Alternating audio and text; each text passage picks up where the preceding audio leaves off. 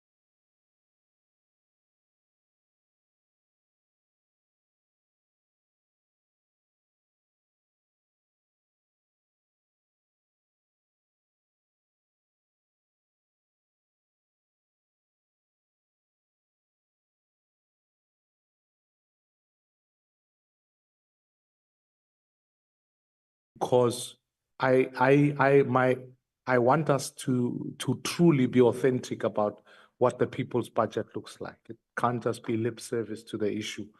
It must be a budget that is reflective of the needs of the people of this country. But because also at the same time today is Black Friday, we are going to have to give this day 50% discount. So my objective is to try and finish at 12 o'clock as opposed to any other time, which essentially means that everybody will have close to about 20 minutes to present. There are members of parliament who are here. They'll consider all the inputs. Once you have made your submission, you don't have to depart. You can't depart, in fact, because members of parliament will want to engage the very substance that you are giving. For points of clarity, you don't come to account, you come to make your submission. And Parliament has to consider that, but for it to be properly considered, it has to be heard. Now, let me use a very practical example of how this thing has happened. We had an organization that came to present on early childhood development and funding thereof. That is considered, it is put forward, it puts in a report, and now there's a whole budget process that begins to say, what are we doing about funding of early childhood development centers, etc. That's one component. And there are various formats. There are different organizations that make presentations on different things, and our job is to hear, consider it. You are not the only ones, naturally. There are other, we had two Fridays ago, not the last Friday, the Friday ago, we met with the South African Local Government Association, various stakeholders to also make presentations on this regard. And we hear them, they put their report forward, and we take it there. I want to appreciate that everybody has made their submissions. So all the members of parliament sitting here will have all the presentations in and of themselves. So what I'm going to do is, without at first starting the meeting, I'm going to allow the members just to introduce themselves who are here so that you know who you're talking to. Let me start there. I'm Musi Maimane. I happen to chair this portfolio committee and I lead Build One South Africa. So Good morning, Chair. Thank you very much. My name is Kingsley Wakelin. Dumelang Sawubona, goeiemôre, da Awusheni. I'm sure I've covered most of you. I'm from the Democratic Alliance and my hometown is Tshwane. Thank you. Chairperson, thank you so much and greetings to you, fellow South Africans. My name is Molapi Soviet Lahanyan. I'm representing the African National Congress from Polokwane. The other members, if I can just highlight, some will be joining us virtually. So it's a hybrid session, so some members are joining us online. Let me begin then the meeting. On the agenda, we've got opening and welcome, apologies. The agenda has been presented with the various stakeholders, deliberations. We'll then make any announcements or closing remarks. May I ask for the members who are here who moves for the adoption of the agenda? Thank you, Honorable Wakelin. Honorable Lekhanyan, you are being co-opted to second. Chair, I unconditionally second. Unconditionally second. In the light of all of I that. second, Chair, online, on virtually. Oh. It's Honorable Talega Mazibugo. I do second. Oh, welcome, Honorable Talega Mazibugo. Honorable Talega Mazibugo, can you introduce yourself so that everybody can know you?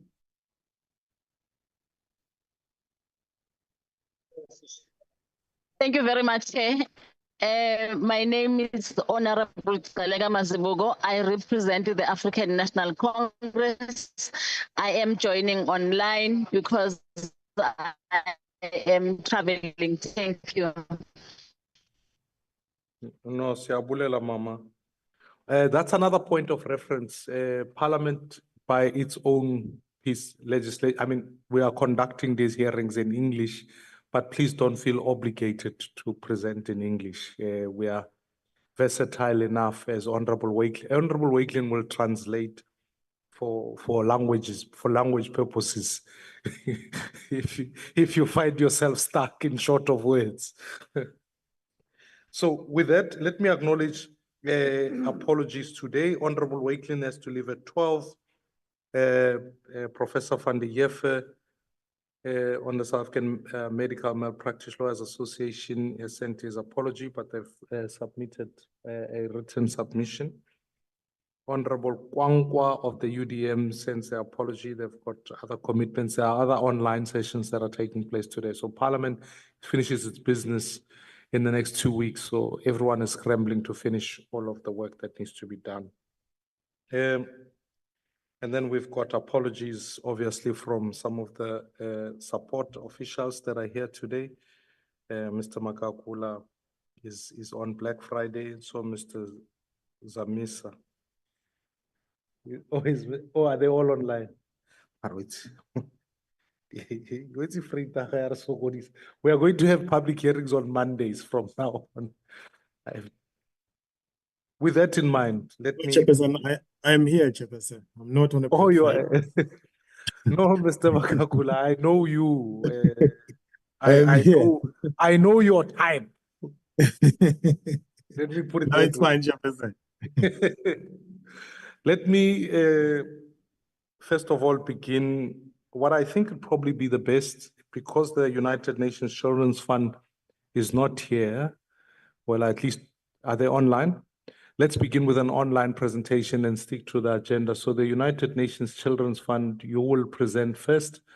You've got 20 minutes. You don't have to use all 20 minutes, but you can't use more than 20 minutes. I can assure you we will, at least if you're online, we just switch the screen off and then we carry on. So may I allow the United Nations Children, if you introduce yourself, the organization, and then you can go through the presentation. Welcome and thank you very much.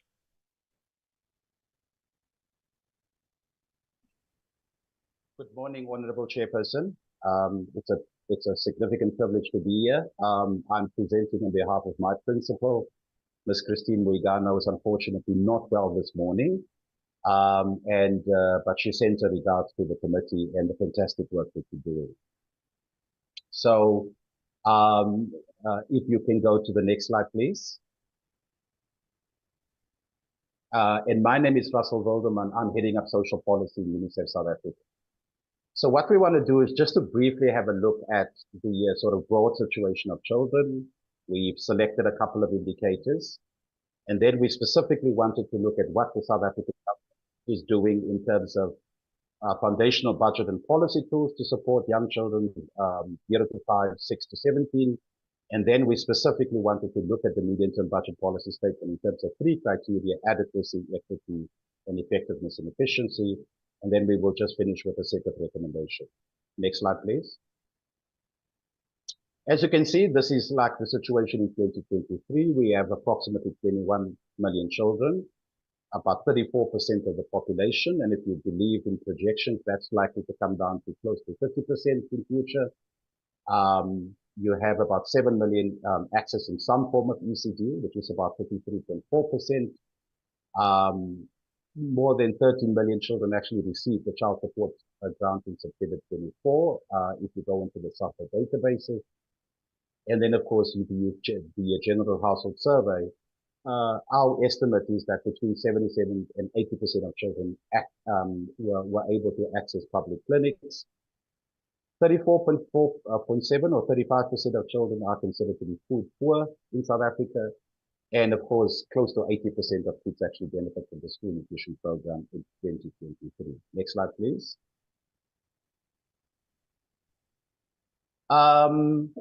Just in terms of the foundational policy and budgetary tools, I'm not going to read through all of this. So what we wanted to do here is just to give you an idea of some of these foundational things which are consequential for children.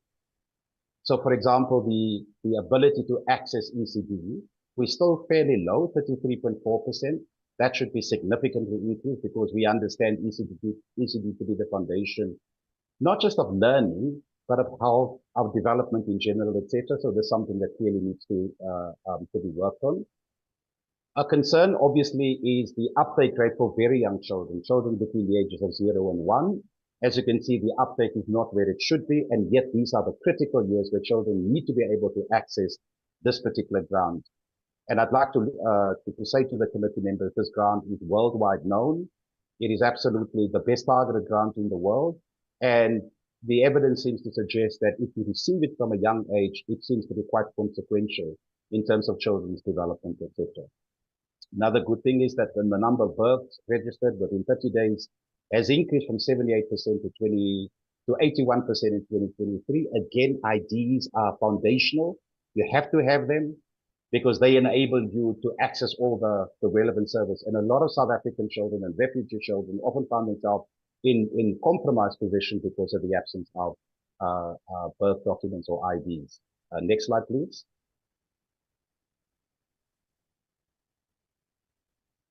Then if you look at older children, for example, you'll see that we have a fairly low out-of-school rate for primary school children.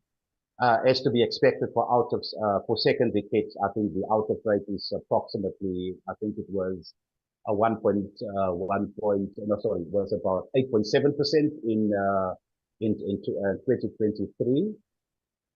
Of course, the school nutrition is also part of this foundational social protection packages.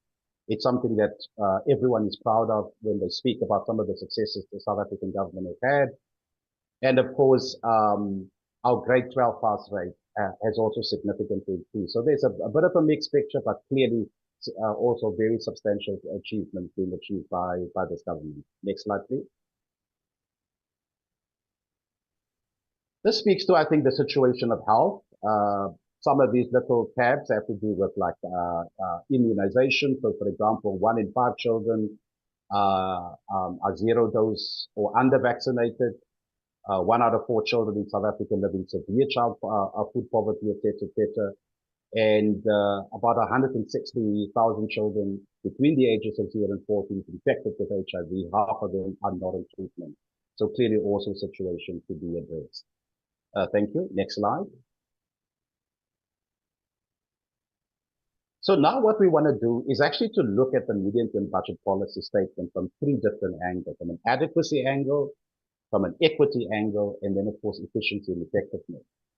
And what we can see here is that the framework that was presented in February is more or less the same as the framework that was presented in the medium-term budget policy statement. Of course, we know the medium-term budget policy statement is not a budget. It's not where appropriations take place, but it's a forward-looking view of what to be expected in budget 2025. And for us, I think the key concern would be that planned allocations on health remain negative, while social protection allocations remain central over the next 3 years.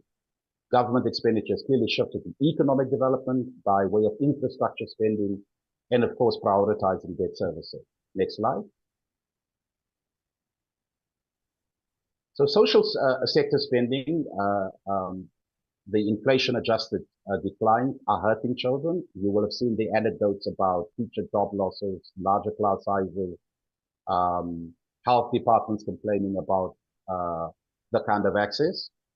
And then, of course, there are fears that the criteria for accessing the social relief of the state grant may also be tightened, thus potentially excluding caregivers of their children. Provincial healthcare spending is under severe pressure, raising questions around quality and access. So if you were to answer the question, is the framework which is being proposed in the medium-term budget policy adequate, then you can answer it in 2 ways. You can say that within the existing baseline, budget baseline, such changes are likely to be regressive and particularly bad for children. And it is premised on this idea that to move from being a service delivery department that becomes utterly innovative and completely inefficient in its use of resources, does take a lot of time, requires very specific interventions. And in the absence of those interventions, if you were to take money away from this budget, we are concerned that under those circumstances, those budgets will not be adequate. You can, of course, balance that comment by saying, if we were to invest in making our departments more effective and efficient at delivering services, we would then be able to establish a bit more scientifically what are the kinds of resources needed to deliver services. But within the present context and within the present squeeze, it's unlikely to yield better results for children. Next slide, please.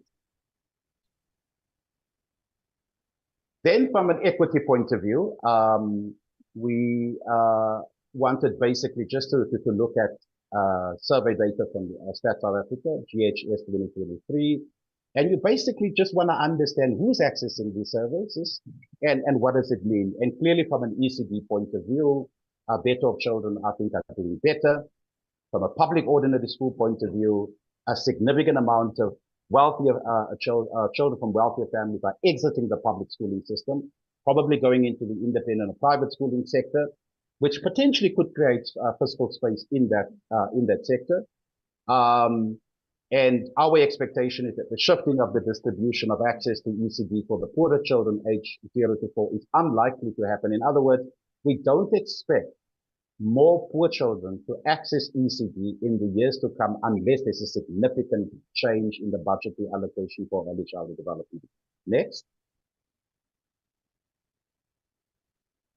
Yeah, so children in the upper income quintiles, in particular children in quintile 5, are estimated to improve their access to ECD. So this is a different estimation. The first one was basically saying, this is the present distribution of who accesses what. This is an estimate of who's likely to access what in the future if these programs were to expand or if they were to grow. And in strict public finance terms, we call that marginal benefit incidence analyses. And as you can see, a lot of the service delivery demands from children are going to come from those in quintile 4. In other words, children who live in households that have an average of 3,000 rands per person per month, basically. You will see that for marginal benefit incidence for public schools, it's clearly not the case, because poor children already have high access to public schooling. Next slide.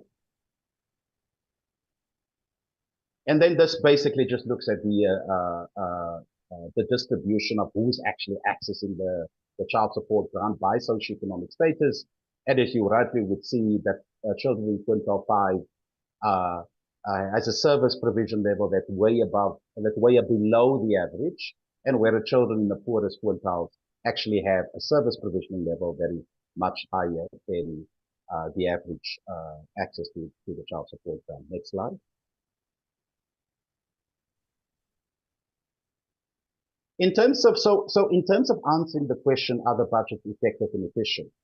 Clearly, the Auditor General is saying that some things are improving.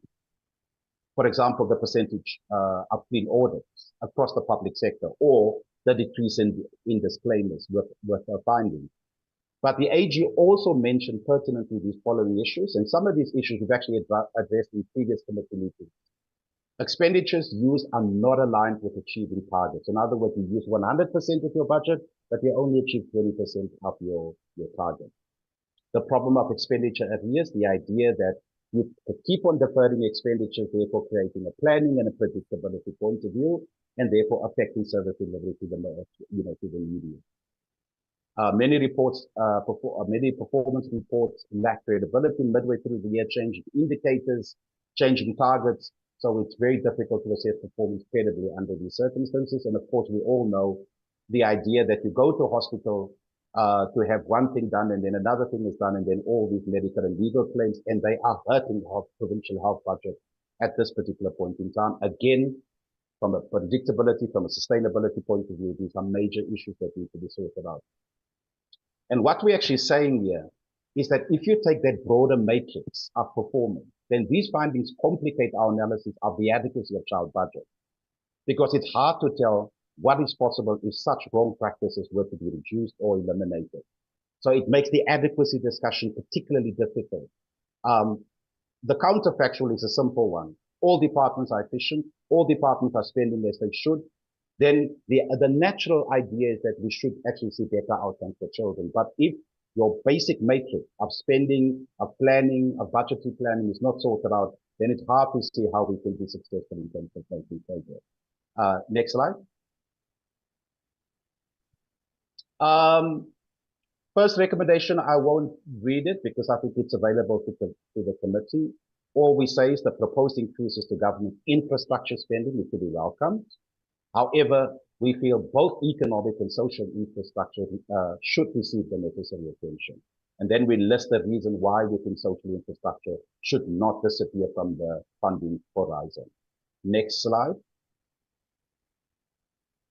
In the context of these persistent budget cuts, it has become important to understand what expenditures are able to produce positive shifts in the well-being of children and young adults. And in this case, the United Nations Children Fund recommends that the National Treasury pioneers the introduction of explicit budget lines, starting with social development budget, that identify prevention and early intervention expenditures.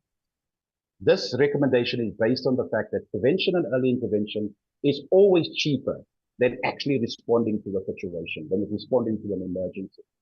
But if we don't know how much we're actually spending on prevention and early intervention, then that would be a particular issue that needs to be sorted. It's well understood that if you want to make that shift, it requires consensus among stakeholders about what expenditures could be classified as prevention and early intervention, and here UNICEF stands ready to support such a process. Next slide.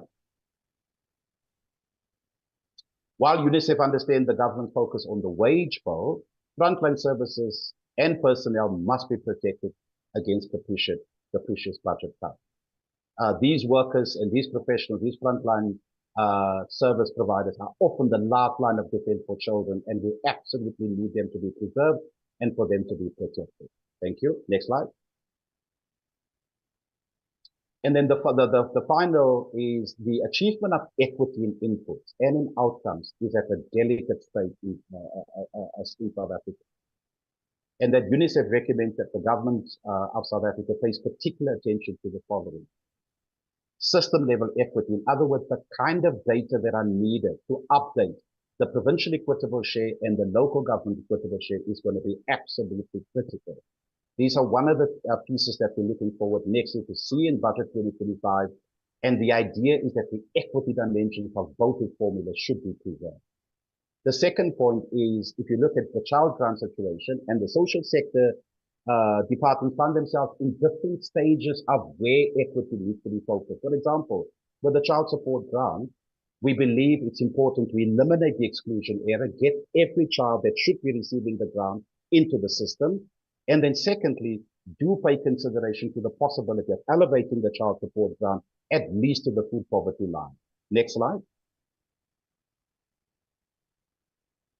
And then in public schools, we're obviously talking about equity and outcomes. We require sustained attention and innovation. The fact that basic education budget has been constrained, are likely to be constrained over the medium-term expenditure framework, will call for different kinds of innovations, different kinds of models. But we need to understand how is it possible for us to take young children from cognitively disadvantaged backgrounds, socioeconomically disadvantaged backgrounds, and level the playing field so that they can participate equally and effectively in a public ordinary school system that was not intended for the well-off and the affluent, but for all of us. That's a key issue, hopefully, that the government of national unity can address. And then finally, primary healthcare is such a backbone of healthcare in South Africa. We have to make sure that coverage stays as high for children, but also that the quality of public healthcare service is up and significantly preserved. And also that we don't have medicine stockouts, that we have enough personnel. This is going to be a key issue going forward, in particular within the context of the national health insurance. Honorable Chairperson, I think I just want to thank you and the committee for the opportunity. And as you said and requested, we shall remain here until the end of the meeting. Thank you so much for the opportunity. Thank you. Thank you very much, Doc. Yeah, thank you for your input and thank you for sticking within the time. If there's an urgent question of clarity for any member, just a quick one. If there isn't one, we can move on and then we'll take all the questions collectively. Everyone covered? Great. With that in mind, may I then request the South African Human Rights Council Commission to then present. They are joining us here. Have you got a presentation? It will be presented. Yeah. Please introduce yourself and then we can go from there.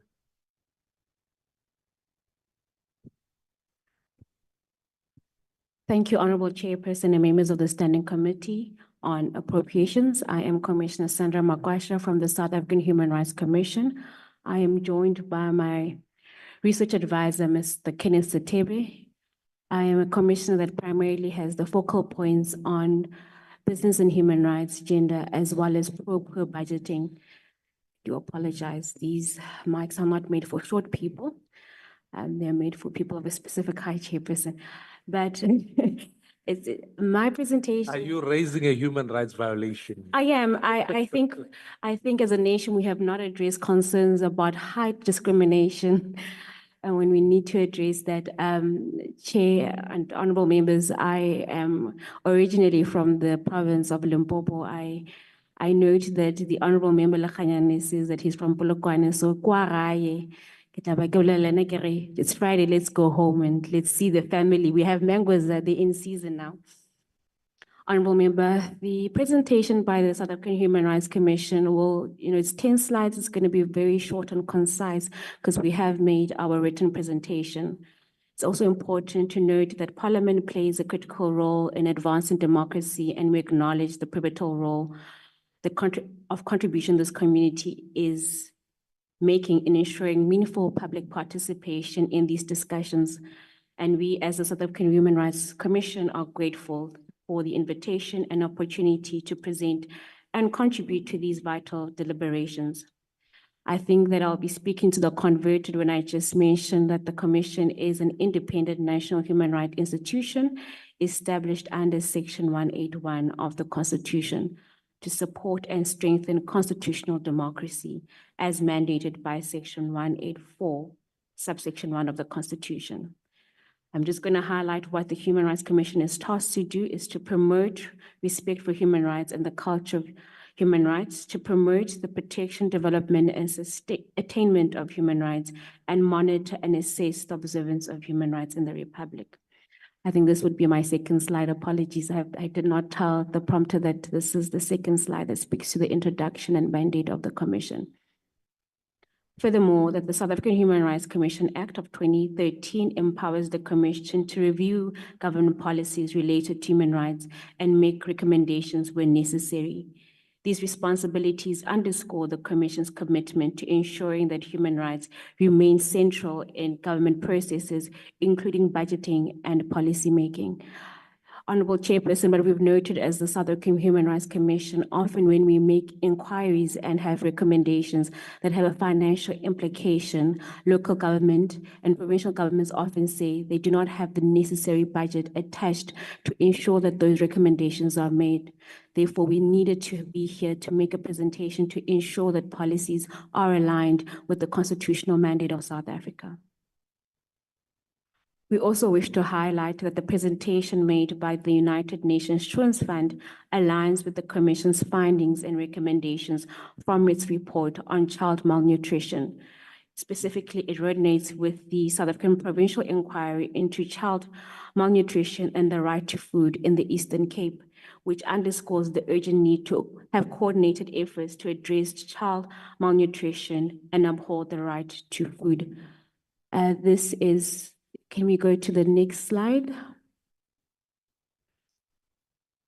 Thank you. I think I've addressed that part.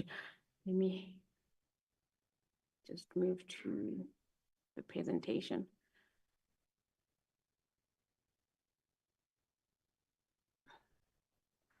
In respect of the South African Human Rights Commission and our appropriate budgeting focal area, in 2012, in terms of our Section 184 report, we identified 4 impediments that compromise access and the enjoyment and the fulfillment of socioeconomic rights in South Africa.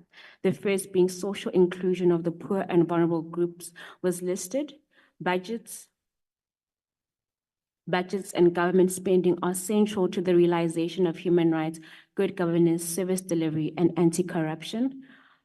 Pro-human rights budgeting is critical to the prioritization and balancing of rights in the Bill of Rights, therefore ensuring poor and marginalized people are budgeted for.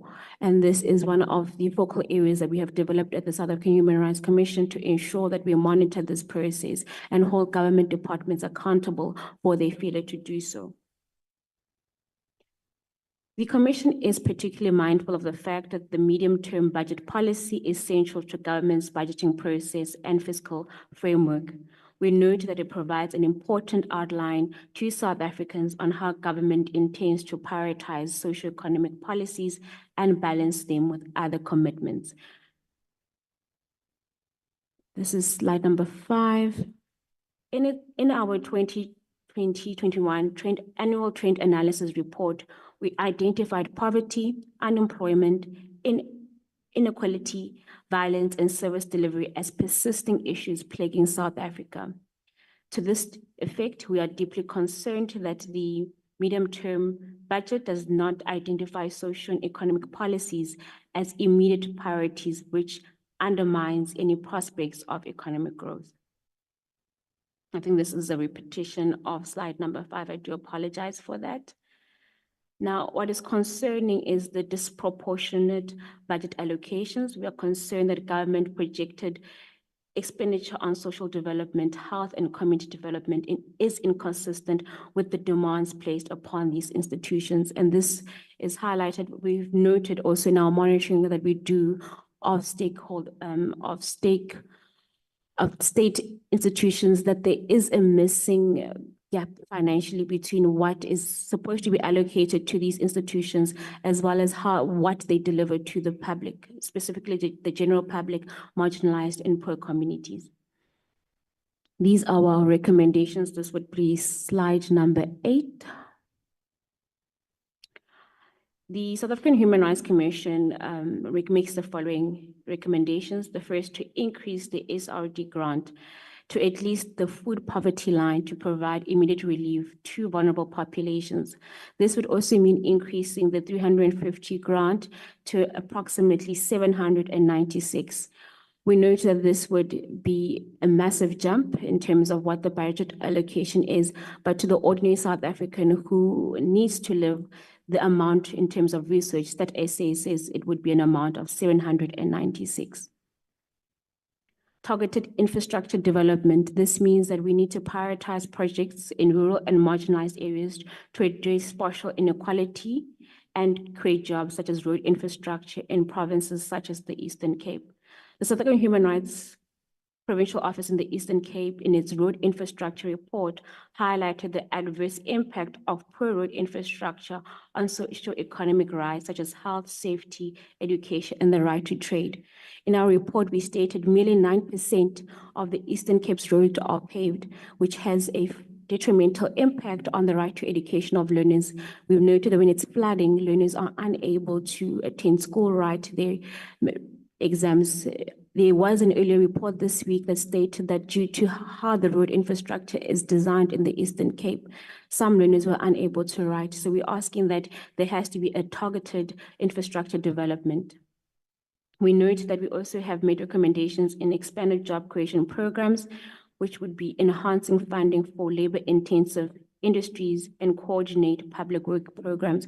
Currently, the public work programs are not properly coordinated, resulting in problematic aspects.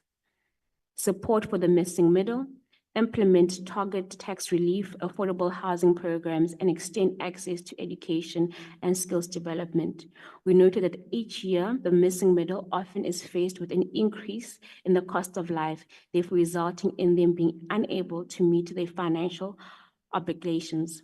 As a result, this places an additional burden on municipalities, which results in a decrease in revenue collection for municipalities, which has a direct interaction with how municipalities are able to then fulfill the constitutional mandate in respect of service delivery. Lastly, we speak about debt management reforms. We note that the reallocate savings from serving debt to health, education, and employment programs. Put differently, the Commission urges government to explore alternative fiscal frameworks that foreground human rights realization. Chairperson, as I promised, it's less than 20 minutes. In conclusion, we note that while the medium-term budget lays a foundation for stabilizing the economy and public finances, it lacks the decisiveness and specificity required to uplift the poor and reduce unemployment. Furthermore, the disproportionate budget allocation prioritizing debt repayment over essential public services undermines government's ability to address the immediate needs of South Africans most vulnerable.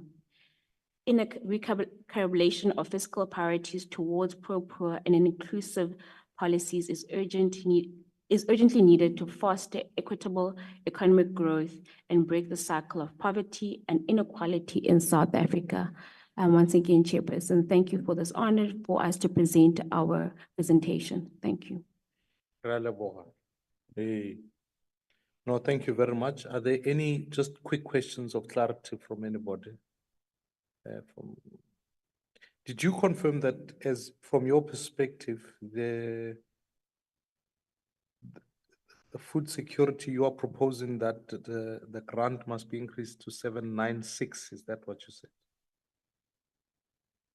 Chair, that's in respect of the 350 rand grant that. The SRD. Yes. Yes, okay, got you. But I just wanted to get the number as the correct proposal, 796. That is the correct proposal. If you want to make it higher, I'm always You are not willing to- objecting. I'm not objecting to a higher amount. You are saying 796 is what? No. That is the recommended in terms of studies. However, we are more than, I think, and my colleagues are shaking their heads. So they are in agreement that it must be a bit higher because we are not meeting that food security, food poverty line. You are preaching to the choir. So except we will be moving from 370 now to, so just conscious of that. Okay. Let me allow the delegation from the Khoi and the San to then go next. Princess, if you introduce the full delegation, because we have an apology here from the South African Medical Malpractice Lawyers Association. So I thought we can include the Khoi and the San in there. Kosatu will be next straight after this. Yeah. Let's start there while we are in the room. Kosatu must come to the meeting. Thank you, Chairperson. Yeah, I would like to just introduce the delegation that's with me. I'm Princess Chantal Ravel, ghost to my own tribe, the Kaukwa. So from the side is the protocol chief of our girls, Alois Rousseau, and they from the Korana tribe in Knofnokskraal. This side is Chief Joanna. I can't pronounce her surname. She used to be married to a German, and now she's back in South Africa. And then next to her, we have Chief Paula. She's also from Knofnokskraal and very involved with ECD. As my girls to the side is very involved with the community issues there as well. So I'm going to be very short because I would like to give girls Eloise just a short minute or two to speak on their issues. Thank you. So I was just thinking while the presentations was done, I was reminded as how far we have been marginalized that I don't have even a presentation to put up there, not knowing how to present. So I'm going to speak from my experience for the last almost 30 years as being a Khoisan leader in this country. I represent the Western Cape as a National Khoisan representative on the National Khoisan Council, and our chairperson there is Mr. Cecil Fleer. And for the last 30 years, we have been in negotiations with government regarding our issues, regarding a very pertinent issue just to get constitutionally recognized. Because we are not recognized or there's no legislation that determines anything regarding Khoisan issues, we are left out of almost every issue as if we are not South Africans. So that is a very sore point. We cannot apply on behalf of our people for anything, any budget. There is no budget, no way, just to the Khoisan. Yet, when there are events in the name of Khoisan, allocations are made to the Khoisan, and sometimes it's millions. If I recall in 2013, from 2013, 2014, we had what we call the Kimberley 1 and the Kimberley 2 under Minister Gugulethu Nkwinti, where the Khoisan of 1,800 delegates was taken to Kimberley, and we discussed land issues. We discussed so many issues that was never tabled properly. There were funds spent there. Who has the oversight of that?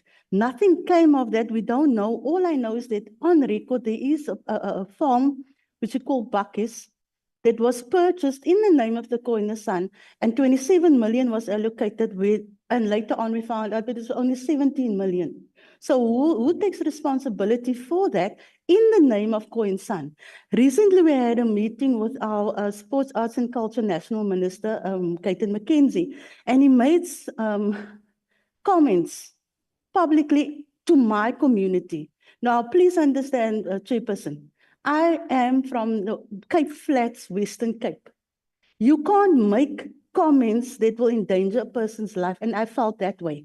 Because the minister said that there are people in the Khoisan that are getting paid and referring, not saying, you know, but referring to a group of people that are flying around and eating and all of those stuff. Me as a representative of the National Khoisan Council, we do have meetings in Bloemfontein or whatever, and I asked the minister respectfully, per email, am I expected to run there or take a train, or how do I get to meetings that is pertaining to our community issues? And I never got an answer. I wrote twice. I asked the minister to see him and to speak to him. I never received a response. But funds are always allocated when Khoi and San people needs to gather, like that gathering. We've had people as far from Kamis or Kronberg that drove 18 hours, and there was allocated funds for their accommodation, and they had to sleep on the street. For me, that is unacceptable still today, that we are left out of every budget possible. Even heritage, we cannot apply for any heritage program because there's no legislation that says we have a right to apply. Recently, the Minister of Traditional Affairs, Traditional and Khoisan Affairs, announced that she's going to do programs with women empowerment for children and so forth, but there's no Khoisan involved. Only the traditional. And then also what Minister Caton mentioned was he saw, and he know, and this was on public platform, that our leaders, traditional leaders, earn up to 70 million rand per year. I don't think that is so, because I've listened to you on Monday. There is no funds. So how can you make such comments on public platforms while you endanger people like myself who represent these communities? Now people want to know, where's my 70 million? And it's not an easy crowd that I represent. So, Chairperson, if I can make a recommendation for our people concerning this committee, that there must be some kind of people's committee that will join with your committee so that we can have these things set straight, or just have an oversight, or just know what's happening if there are funds being allocated in any way to Khoisan. There's a dome, for instance, it was put up now in Sea Point or Green Point. We know nothing about it, and it seems like that only individuals is not representing the broader community that are taking part in those things. There are the project in Mossel Bay, for instance, where we as the national leaders who have sit with government on legislation for many years have not been included, yet individuals are being called in there. So we must stop with it. It seems like corruption can take place very easily if there's no oversight body that sees to these things, that understand these things, and you just see certain individuals because of political alliances that sits there. So my request is, the Chairperson, if possible, that in the near future, that we can have a People's Committee join to this committee to just oversee these things. Of course, we had to travel very far from Vlukskraal and Grabouw, over the mountain, to even look into that, if there's a small budget just for that, to accompany that. We are expected on the National Concern Council to work with broad communities without even as much as data. I filled in forms with the Sports, Arts and Culture for data 4 months ago. They said they're going to reimburse the 400 Rand. I'm still waiting. Now I'm worried. I signed the form, my banking details, everything is there, and there's no oversight of what happened to that, because we're only 9 members in that ministry that does that on the steering, National Khoisan Steering Committee. That was also something that was passed through Parliament since 2002. Nothing has happened. Every time we are told there's no budget to get to the things that we need to do. So these are all issues that concerns me greatly, because then you see things happening and where only individuals are being, called into or talked, or you know what I mean. But I want to thank you, Chairperson, for this opportunity. And I would just like our Gauss Alois just to speak to some of very pertinent issues at Vlukskraal. Thank you. Well, good morning to everybody. In our language, we would say moro moro to all of you. I would like to acknowledge Gauss Chantal Revel next to me. I want to thank the speaker and our colleagues for the opportunity that we have to just state our case in a few minutes. We are representatives from Vlukskraal, about 16 kilometers out of Grabouw and 8 kilometers to Bottreffer. We lie between those two townships. So when we reclaimed Vlukskraal, it was in the heart of COVID.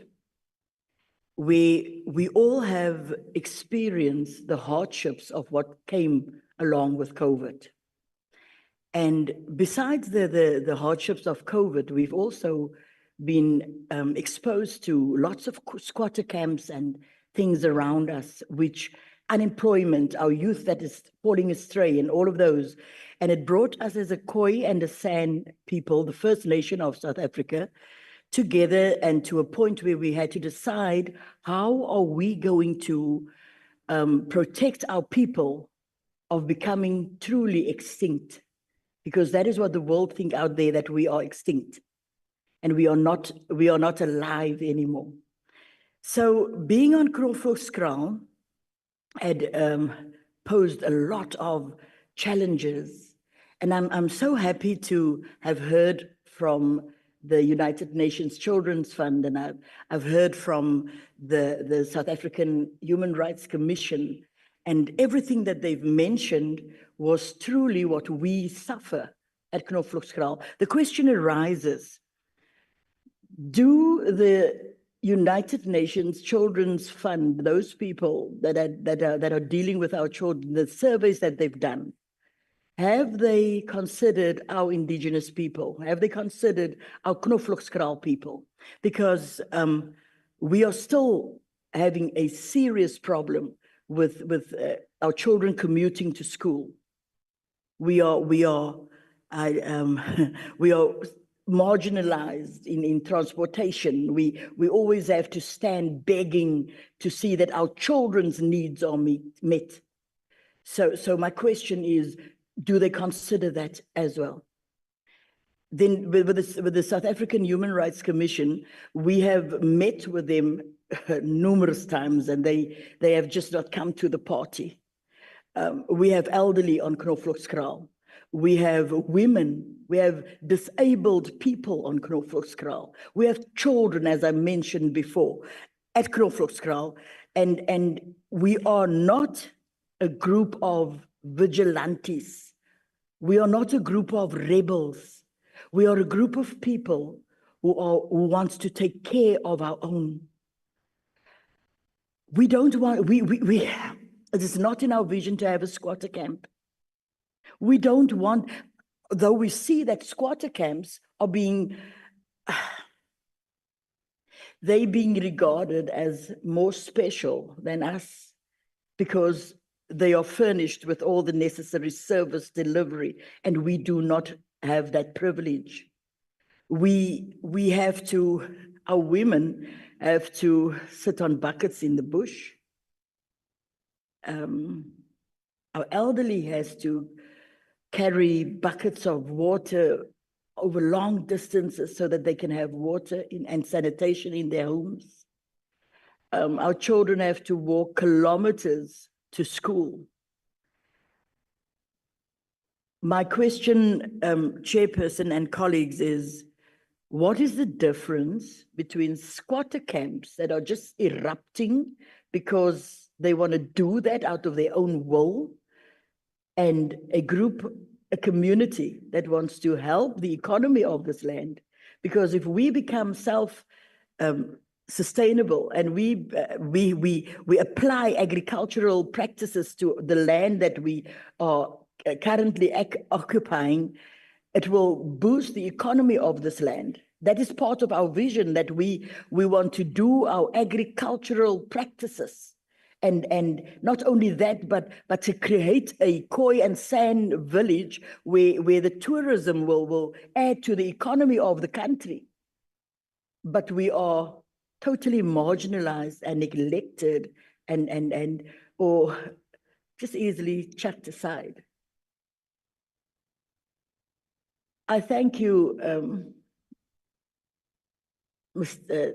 Chairperson. I'm becoming emotional here. I thank you for the opportunity. I thank all the colleagues for listening.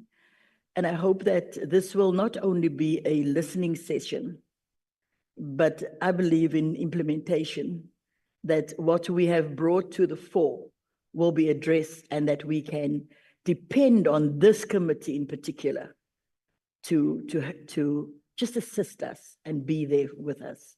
I thank you. Princess Chantel and the community and the leadership that is here, I appreciate you coming through. Just as a quick question, have you, in part, have you used the phrase, the People's Committee? That was the phrase you used. I wrote it down. The thing is, Parliament is the People's Parliament, right? So any committee of Parliament effectively is the People's Committee, including this one. That's why we are here in some ways. So I put the question to you briefly because it'll help me phrase my thinking as we deliberate a little bit later.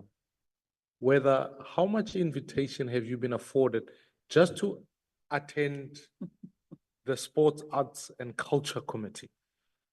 Just that committee alone. That's one committee. Thank you, Chairperson. Because I'm part of the National Concerned Council representing, or I was appointed as one of the steering committee members on the National Concerned Council to work with sports, arts and culture, the department, even under the previous ministers, since 2002. So I really don't know how many meetings we had in counting. It was a lot over the years. Since the new minister is there, it was only the one engagement that we had at Kenilworth Race Course, and it was an open invitation, not just the minister I've been asked to meet with the National Concern Council, which was established actually by former President Nelson Mandela in 1996 already, to deal with Khoisan issues. And that is the formal structure which government have dealt with since then. But the minister refused to sit with the National Concern Council and the totality. Our steering committee now, there's an upcoming meeting virtually, which I also have to pay for out of my own pocket. That is the second, or the first meeting actually we're going to have after the minister was appointed. And now there are promises, there's an email that came through for engagement in January for the whole country's concern to be there. And I'm worried because now with Kenilworth, I assisted the department in my own capacity to get invitations to people to help and try and find transport, which promises were made that people will be reimbursed, which never happened.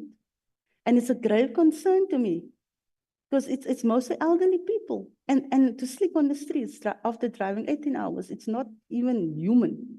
It's inhumane to treat people like that. So now the next engagement for January, I don't know how that's going to happen.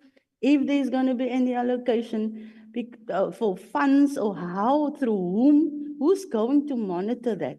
If we are being told you will be catered for, and then something like that happen. So that I also, Mr. Chairperson, I forgot to mention that currently there is the Khoisan Commission that is supposed to verify communities.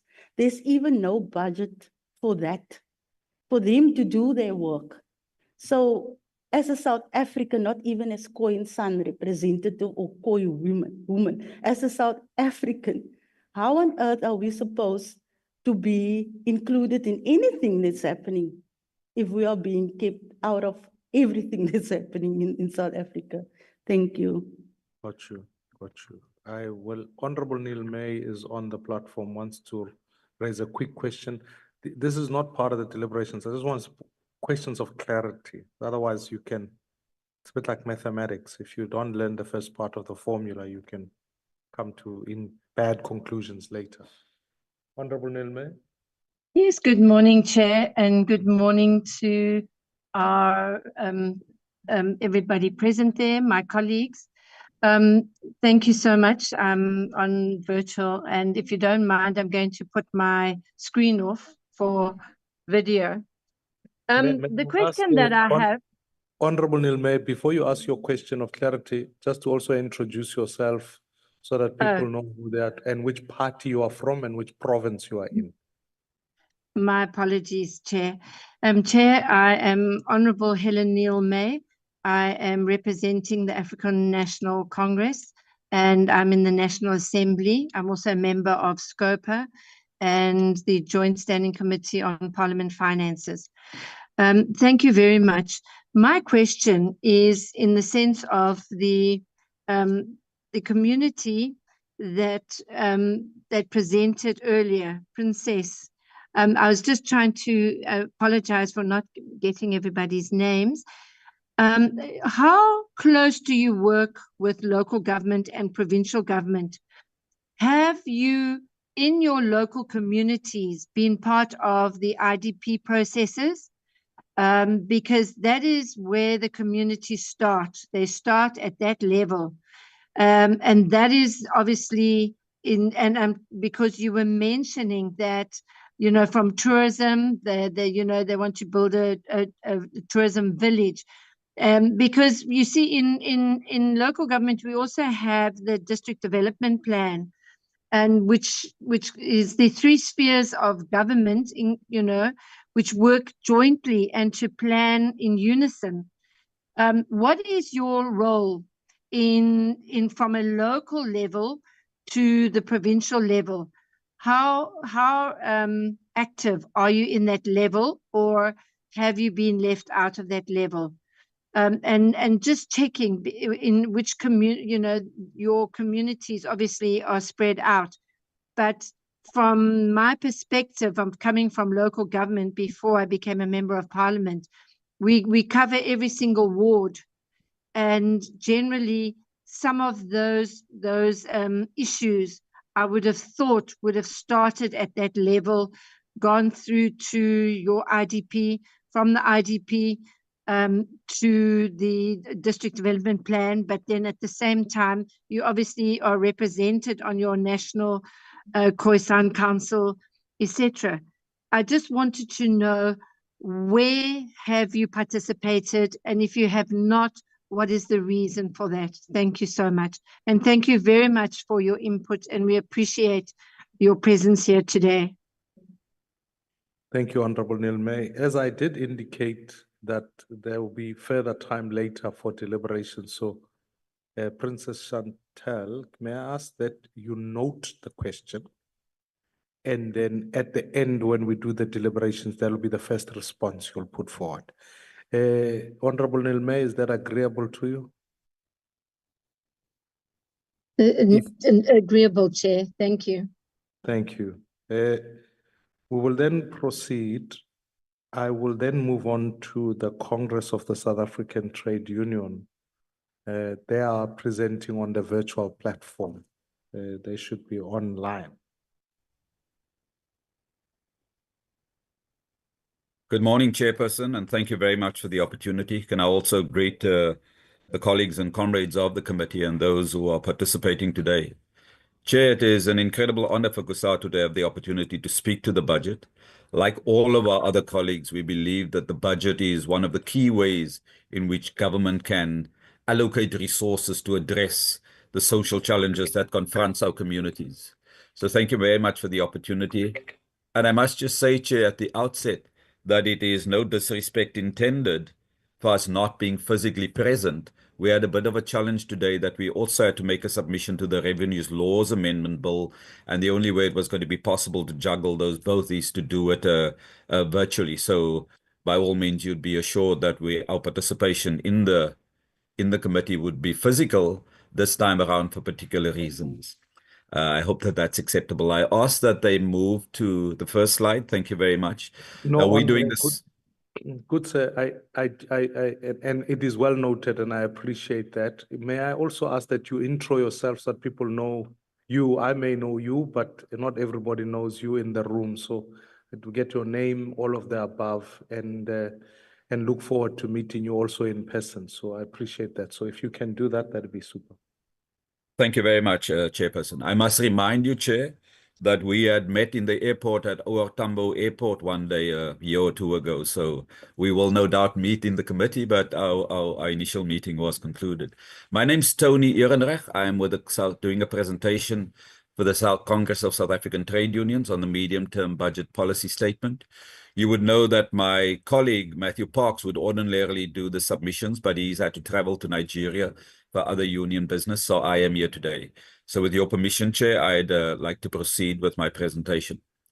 This presentation is on the medium-term budget policy statement, the special appropriation, and the adjustment appropriations bill, and we're doing the submission to the Standing Committee of Parliament.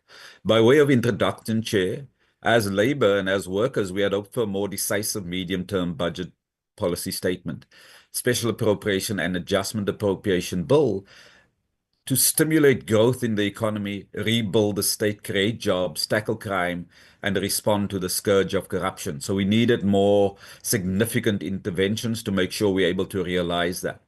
We're disappointed with what we see as a business as usual approach of this medium-term budget policy statement, with very few measures to respond to the struggling economy that we have. We must alert the committee that the patience of our society is not limitless, and it is critical to give hope to a despondent nation.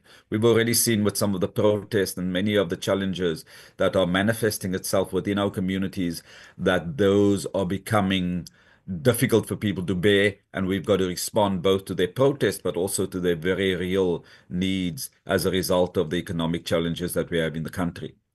And in response to that, we want to see government being the main driver in responding to the economic challenges and promoting the delivering of basic services. Our concern is that workers would fear that the fixation on slashing the wage bill will leave them deeper in debt and having to cover the jobs of those vacancies that arises as a result of the government's intention to reduce the state size. Can we move to the next slide, please? The socioeconomic context for us, Chair, is one where we see a 42% unemployment level. That is an unemployment level that is rising over the past 3 quarters and nearly at 70% for youth unemployment. The stagnant economic growth of 1% with a medium-term economic framework projection of 1.7% will not produce the jobs needed to absorb new market entrants or make a dent into the huge levels of unemployed people we have at the moment. We've got to find a way to respond to the entrenched levels of poverty and inequality within our society, partly which was inheritance and a legacy of apartheid, but many of those areas had also come about in the democratic dispensation. The rising numbers of dysfunctional communities also serves as a huge impediment to provide basic services and undermining the ability of communities to respond to the social environment they're confronted with. The struggling public services will be further overwhelmed by the vacancies that exist at the moment, or that will be created by government's plans to cut jobs in the public service.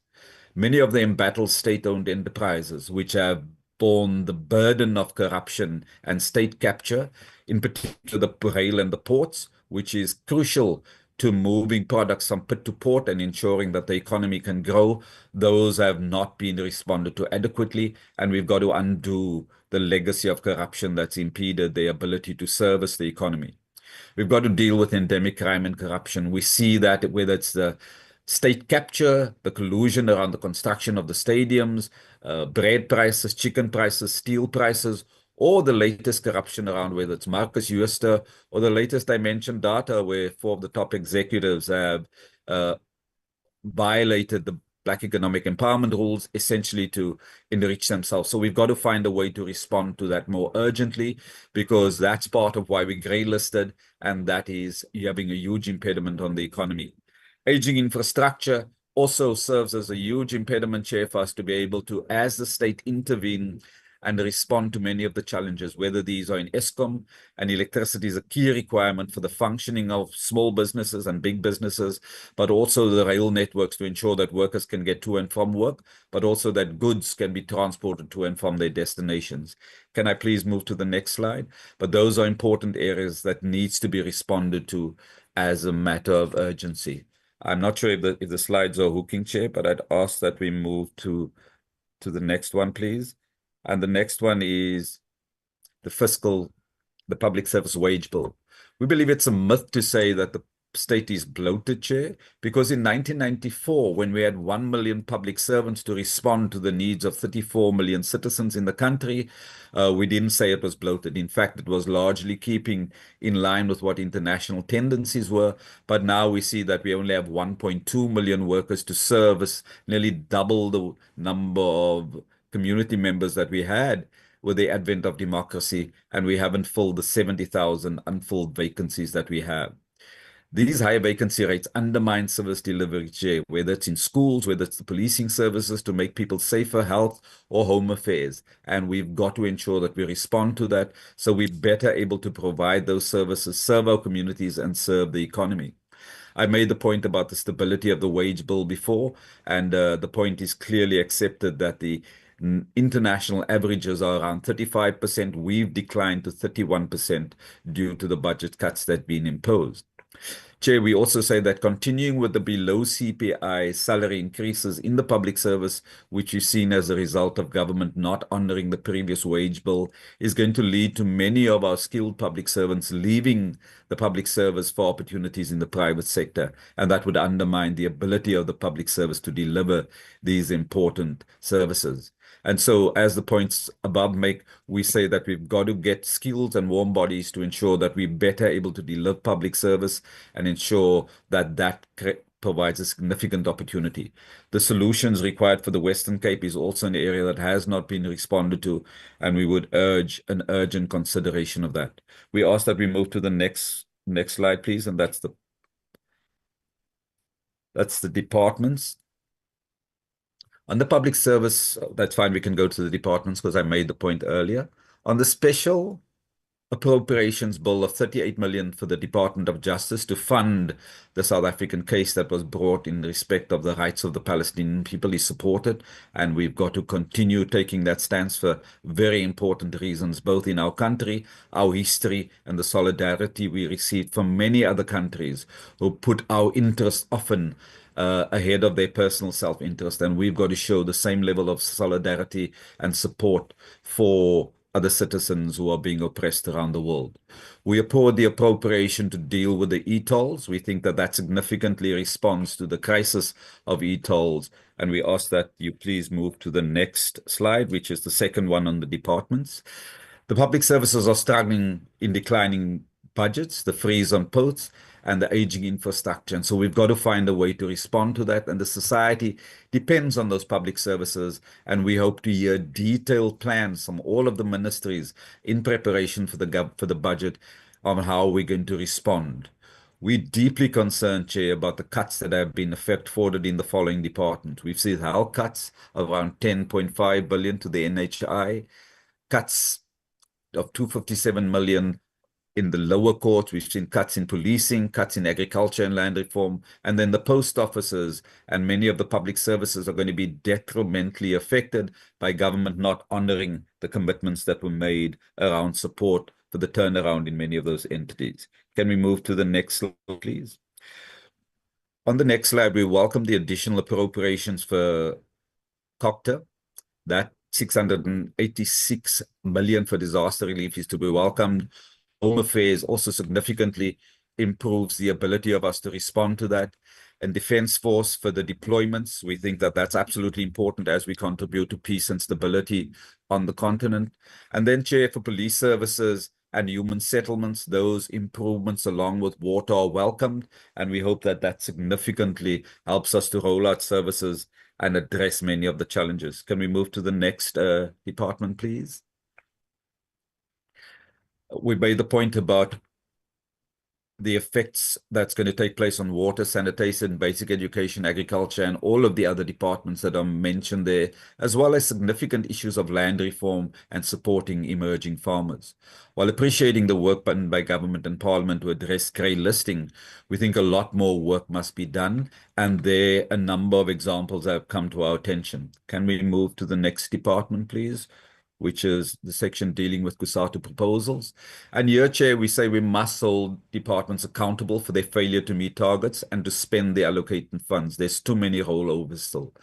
We need a roadmap to rebuild and modernize the frontline services, including filling vacancies, and fixing the infrastructure backlog, a point we've made previously. And we've got to look at dealing with the appointment of competent managers so that we can confront corruption.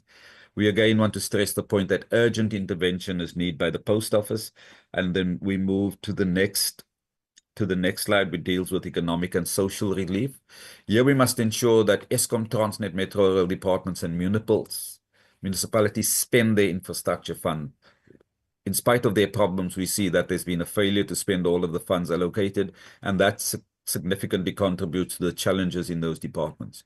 We need, Chair, public and private funded stimulus for small businesses. We need to drastically ramp up the Department of Trade and Industry and Competition's industrial financing for manufacturing and the export industries. And then we need a roadmap for the SRT grants. We want to align myself with the points made by our colleagues, and we think we've got to transform that SRT grant from where it is now to somewhere closer to the big, and it's got to be at the minimum living level so that it can sustain people's livelihoods. Then we've got to ensure that we expand the presidential employment stimulus, and we hope that it can expand to around 2 million jobs, because these are important to give young people a first step into the labor market, and it's an important incentive that makes it easier to help people to respond to their challenge. And then, Chair, we've made the point about the second round of the two-pot pension reforms. We have already seen the benefits of that into the economy, and we want to ensure that that is continued. We move on to the next slide, which deals with economic and social relief. And here, Chair, our proposal says that Parliament should amend the budget to boost the presidential stimulus plan for all of the reasons that we mentioned. And then we've got to start developing details around the SRD grant. And at this point, we'd want to say that we appreciate the additional funds that ensures that we continue and expand it significantly in spite of it not having been expanded for a few years, and that significantly contributes to people. We asked to move to the next slide, which deals with state-owned enterprises. We commend the excellent turnaround by Eskom and them overcoming the devastating load shedding that we've seen across the economy and its impact on the economy. Eskom remains fragile, however, and needs support to plug the financial leakages, and the funds that have been made available are welcomed, but clearly there needs to be here also a clear roadmap to make sure that both the debt services are taken care of, as well as the investment in infrastructure, so that we have an efficient, functioning, and reliable electricity provision, because it's central to the development of all of the economic areas. The points around Transnet we've made before, but both Transnet and Metro Rail has got to be improved if it's going to deal with boosting the economy in those areas. Leakages, corruption, cable theft, reskilling, and modernizing the IT is important areas of expenditure, and we'd want to see government focusing on that. And then we state again, Chair, for your edification, the point about the concern in respect of the Nel Post Office and Post Bank. We had great ambitions for these state-owned enterprises, but the lack of urgency in government's response to it has meant that we're going to lose an opportunity to ensure that they continue to provide pivotal services in the economy to poorer sections of our community. We ask that we move to the next slide, please, and those deals with Kusatu's proposals. Here we talk about the additional support for Eskom to ensure load shedding does not return, and we list what the areas are that needs to be responded to, that needs to be enhanced if we're going to be affected in rolling out the additional 14,000 kilometers of transmission tracks that are required. Then the interventions to stabilize Transnet, we've dealt with that, but in all of those areas related to the infrastructure of a effectively functioning state institution that deals with transport has to be responded to. We move to the next one on the Kusatu proposals, please. And this deals with the acceleration of the turnaround plans for both Metro Rail, the NEL, and some of the other SOEs that we've mentioned before. This must include issues of debt relief, financing, recapitalization, and then dealing with the operational issues like competent people in management, law enforcement, and addressing of the looting of the system has in part been responded to by the collaboration between government and the private sector. And we think there remains to be value in that kind of partnership, but government must lead that by allocating funding and support so that we can lead the response to the challenges that we have. Our response to what happens in state-owned enterprises cannot just amount to reducing levels of staff or cutting their income.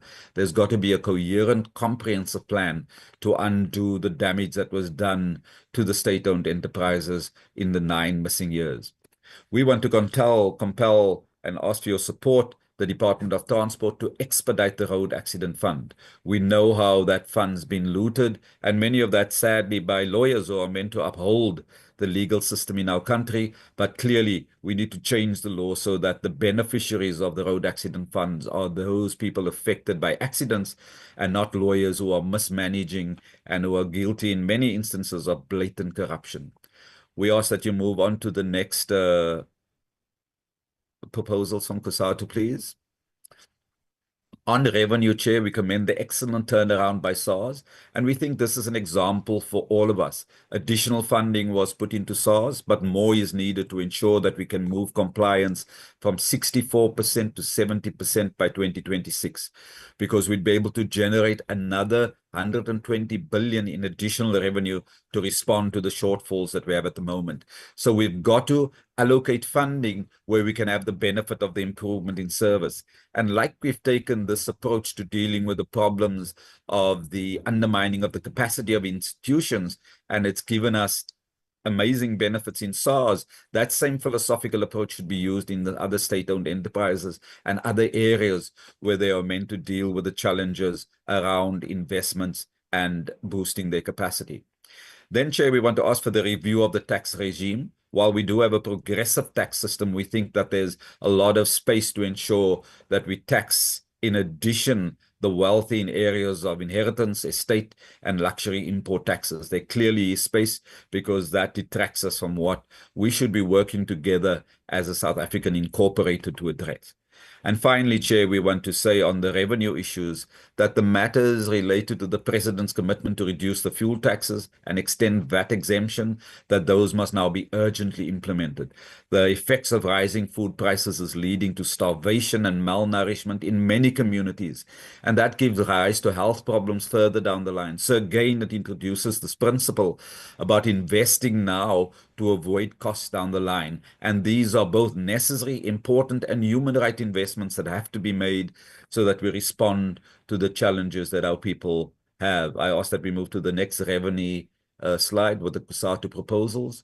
And here we want to say, as we've alluded to in our earlier points, Chair, around the ability to increase tax compliant and accelerate the tax reforms to ensure that there's a much more equitable contribution to tax in respect of people's earnings.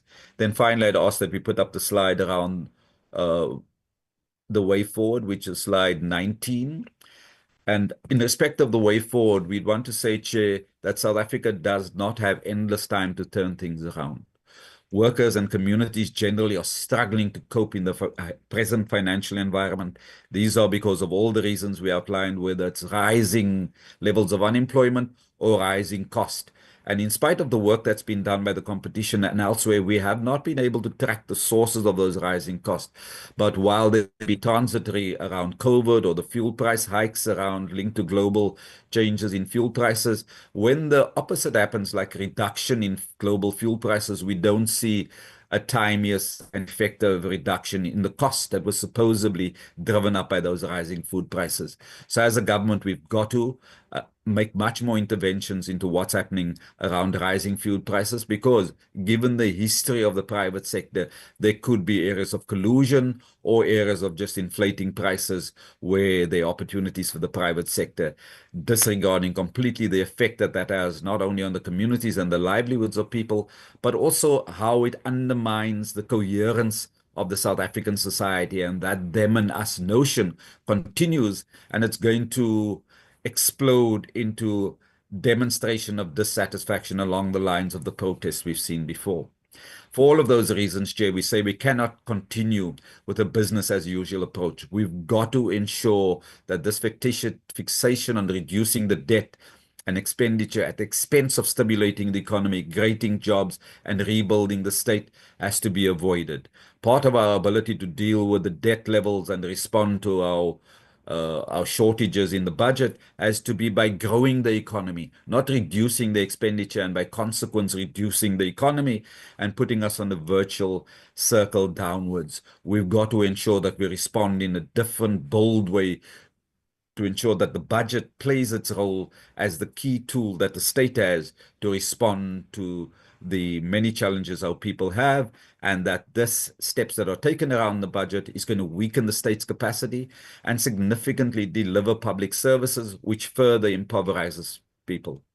So, Chair, going forward, what we think should be done is as before, whether it's the 2008 economic crisis as a result of the subprime mortgage crisis originating in the state but spreading worldwide, we need to respond to it together, as we had in NEDLAC, by the parties coming together, government, business, labor, and community, and crafting a package of high-impact interventions that can be announced in the budget, but represents a partnership and a new deal that brings together the sectors of our society to respond to the urgent challenges that we have, and ensures that we stay together as a community of people in our country as we respond to both undoing the legacy of apartheid, the legacy of blatant corruption from a number of sources, and then the effects we have of being a small economy in a global economy going through massive changes.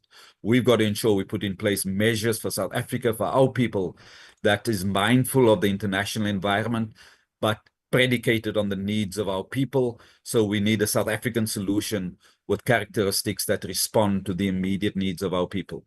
With that, Chair, I'd like to thank you and the committee for the opportunity to present what is important considerations and challenges that workers and working people face in this country.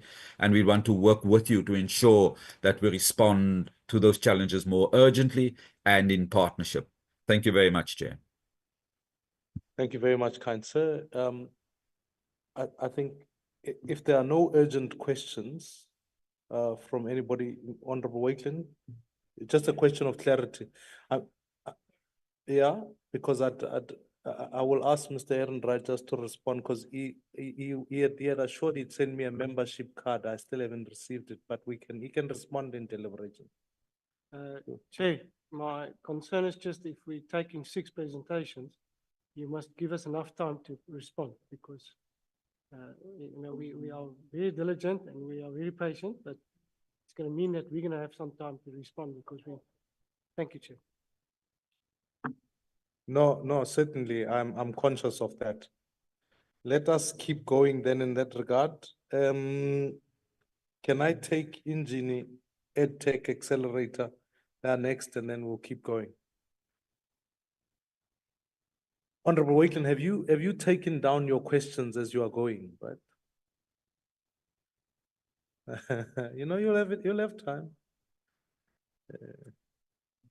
Thank you, Chairperson. Good morning to everyone. My name is Ndebaleng Morake, and I'm the research head at Engineer EdTech Acceleration and think tank. I'm not alone today. I'm joined by my 2 colleagues, Dumelo Finga, who's a research analyst at Engineer, as well as Zoe, who's our marketing and communications associate. We're very grateful for this opportunity to be here today. So just an introduction about what Engineer is. Engineer is a registered South African nonprofit organization that exists solely for the purposes of improving education outcomes in sub-Saharan Africa. Our organization was founded in 2017, and it remains the only educational technology specialized acceleration and think tank in Africa. We have various programs, and our different programs and research all contribute towards our mission to increase the quality, accessibility, and relevance of education in the region. Engineer is also a member of the UVU Africa Group, and we have also partnered with the Mastercard Foundation for our EdTech Acceleration Fellowship Program. As I said earlier, that we welcome the opportunity to make a verbal presentation to the steering committee on the 2024 Adjustment Appropriation Bill. And our engagement with this bill is really focused on its implications for basic education, a fundamental element that we see as very critical for social development and economic growth in South Africa. We also commend the government's efforts in allocating funds to address infrastructural backlogs and enhancing existing facilities through the Adjustment Appropriation Bill. However, we also propose additional considerations to optimize the impact of these appropriations on educational outcomes, particularly through the integration of educational technology, as I'll be referring to as EdTech throughout this presentation. I think one of the key things that I'm really going to be focusing on is just broadening the definition of what we understand as infrastructure. So the bill's allocation to the School Infrastructure Backlogs Grant and the Education Infrastructure Grant solely focuses on physical aspects, on facilities, which we think are very critical for addressing South Africa's pressing challenges in educational infrastructures. We note the 2022 report from the Department of Basic Education that over 3,000 schools in the country don't have access to sanitation facilities, or they lack adequate sanitation facilities. And also that nearly 4,000 of these schools have unreliable water supplies. We also note from the report that 21% of schools still rely on temporary structures or outdated facilities that hinder teaching and learning. And while these conditions, are conditions that I think a lot of us know about, we also need to understand that these conditions, affect most schools in rural and underserved areas, specifically schools in lower quintile schools. And they also just contribute to disparities in South Africa. So we see these inadequacies as ways that really just as inadequacies that really need to be focused on, and this is why we're coming here to this platform to discuss these things. So as much as, I think we come to this work because we understand that education is sort of sold as a bridging divide, that's going to reduce the income and wealth inequalities that exist in South Africa. We also note that, education is often marked as a key to success, but oftentimes a lot of students don't have access to that key. So we also just then are recommending to the committee that that the understanding and emphasis on infrastructure should go beyond just looking at just the physical infrastructure, but also looking at digital infrastructure.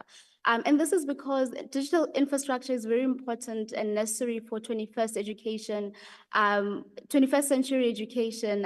We exist as part of a global village, and opportunities to learn and to expand are often digitalized, and we need to be creating platforms for young people to succeed in this growing environment that we find ourselves in. The benefits also of expanding the definition of infrastructure in the bill also lies in making sure that we can bridge the divide that the teachers are currently facing. I think we also are aware of the budget cuts that have impacted teachers, over the past thing. And I just want to maybe make an example with a school that we recently visited called Apex in Stellenbosch. I think they also have a branch in East Bay River here in Cape Town. And I think the model was very interesting because we get to see the impact and the power of education technology, where is a classroom of 100 students, one teacher, and I think 2 facilitators, right? This model, I think for me, demonstrates the importance of education technology, because we also need to be adapting with the realities of what the budget cuts and the budget limitations also mean, right? I think as much as we want to advocate to have more teachers, we also need to understand that what happens in the context where we are not able to make those recommendations. Next slide, please, Demi. I think for maybe previous slide. For people who still want to understand what EdTech is and what our understanding of EdTech integration looks like. So EdTech, like I said earlier, refers to educational technology, and it really refers to the use of digital skills, of software, and other forms of innovative technologies to enhance teaching, learning, and educational management. This includes platforms and apps, devices, and also really creative ways to not only enhance the learning experience, but to also support students and give them the access to the tools of thriving in today's economy. Next slide, please. And the case for EdTech really, outside of the example I made earlier about the school I was making an example about, is really just to say that EdTech has shown to improve learning outcomes, especially in rural areas and township areas and in other low quintile schools. And, it really does help in supporting personalized learning in hybrid models, for example, especially in cases where we're facing issues like those I mentioned earlier, also issues like overcrowding in a lot of classrooms. And, so because of these contexts that I've mentioned, our recommendations in terms of integrating education technology and broadening it as part of the infrastructure aspect of the bill is that we recommend the allocation of funds for teacher training in digital schools, in digital schools tools rather. We note that a lot of teachers in lower quintile schools are expected to teach like aspects that have to do with digital training as not without being provided with the necessarily support that they require. So we recommend the allocation of funds to be given to teacher training in digital schools. We also recommend that the device provision and maintenance be given for schools. So for schools that have labs, for instance, we often find that those labs are poorly maintained or not maintained at all. So the fund and the infrastructure aspect really has to provide for that.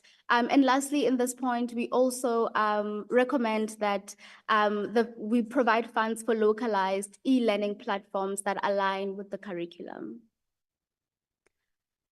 And, you know, I think the really call of action here is that we can't afford to leave any child behind, right? And the reason of being and of doing this work is simply for that. It's for, we can't afford to leave any child behind. So the challenges that we're currently facing, for example, is if we have a child in a special needs schools and they don't have access to assertive devices, then that leaves them behind, right?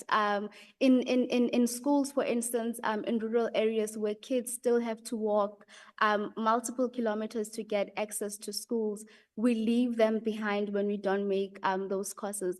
And I think, you know, like I said, the point of entry in this work, I think just from my own personal experience is also just, you know, I think when I think of my first day in school back in 2001, I don't think of the nerves and, you know, the aspect that is often presented around bundles of joy in the first day of school. I think of how exhausted I was from having walked so many kilometers just to be able to get access to school. And this is why we do this work. This is supported by various legal frameworks that I'm not really going to go much in, including the White Paper 6 that advocates for removing barriers to access. So, and in terms of feathering our recommendations. Next slide, please, to me. Yes.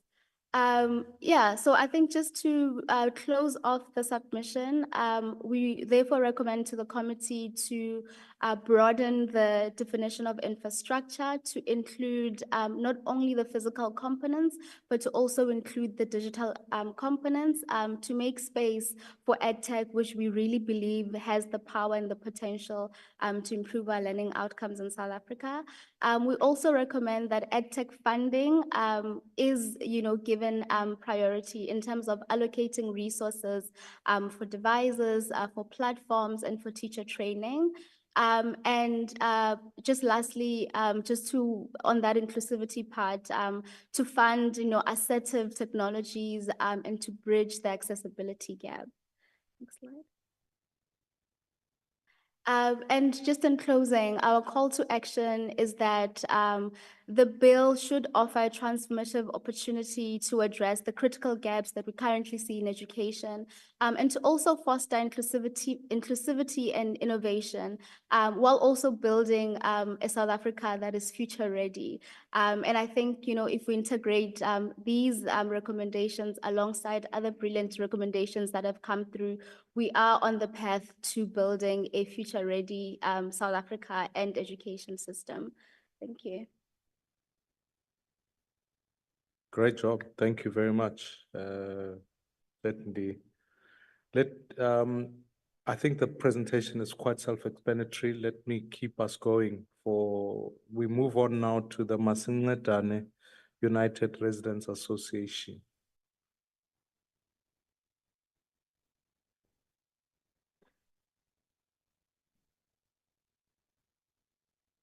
You can introduce yourself and the team that is here and then proceed.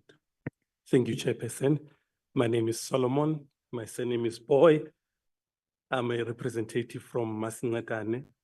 This is commonly known as MURA, which is Masingletane United Resident Association. We are based in Mfuleni in the Western Cape. I'm here with my colleagues, the three of them, Ayanda, the two ladies over here. We are all together doing an exceptional work in the Western Cape. Chairperson, I'm gonna try to speak in English, even though I did not have a privilege of going to those better schools, but I will try. They will help me where I get stuck.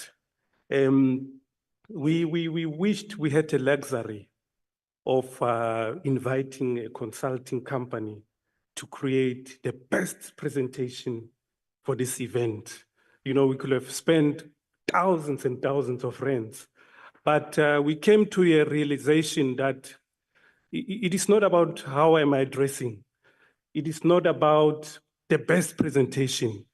I could have spent weeks and days preparing myself for this day, but at times we need to pause and come to reality, and assess properly as to where are we living, where are we in a country. Chairperson, I want to say that you cannot help the country. You cannot make a change in South Africa if you don't address key issues. There are key issues which are affecting the country, which is basic services, adequate housing, quality healthcare, life skills, skills development. That is not happening.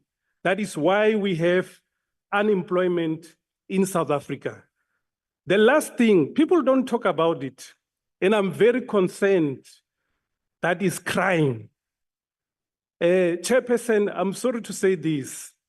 I always hear people saying, in order to deal with crime, you need to build more police stations.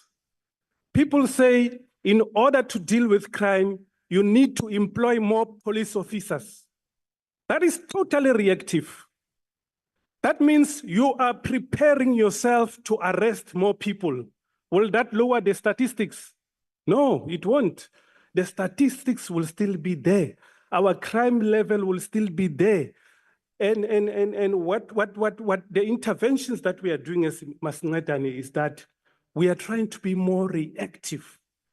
Try and deal with the situations before those people commit crime. It doesn't help us to have more police on the ground each and every corner, which is totally impossible. We have so many squatter camps in South Africa, I don't know how is that going to happen, but I will unfold this further as I go through my presentation. I said earlier that we are coming from MURA, which is Masingcwabane United Resident Association. This was formed way back in 1998, and it was started by 4 community members who formed this group to deal with the issues that we are facing in our communities.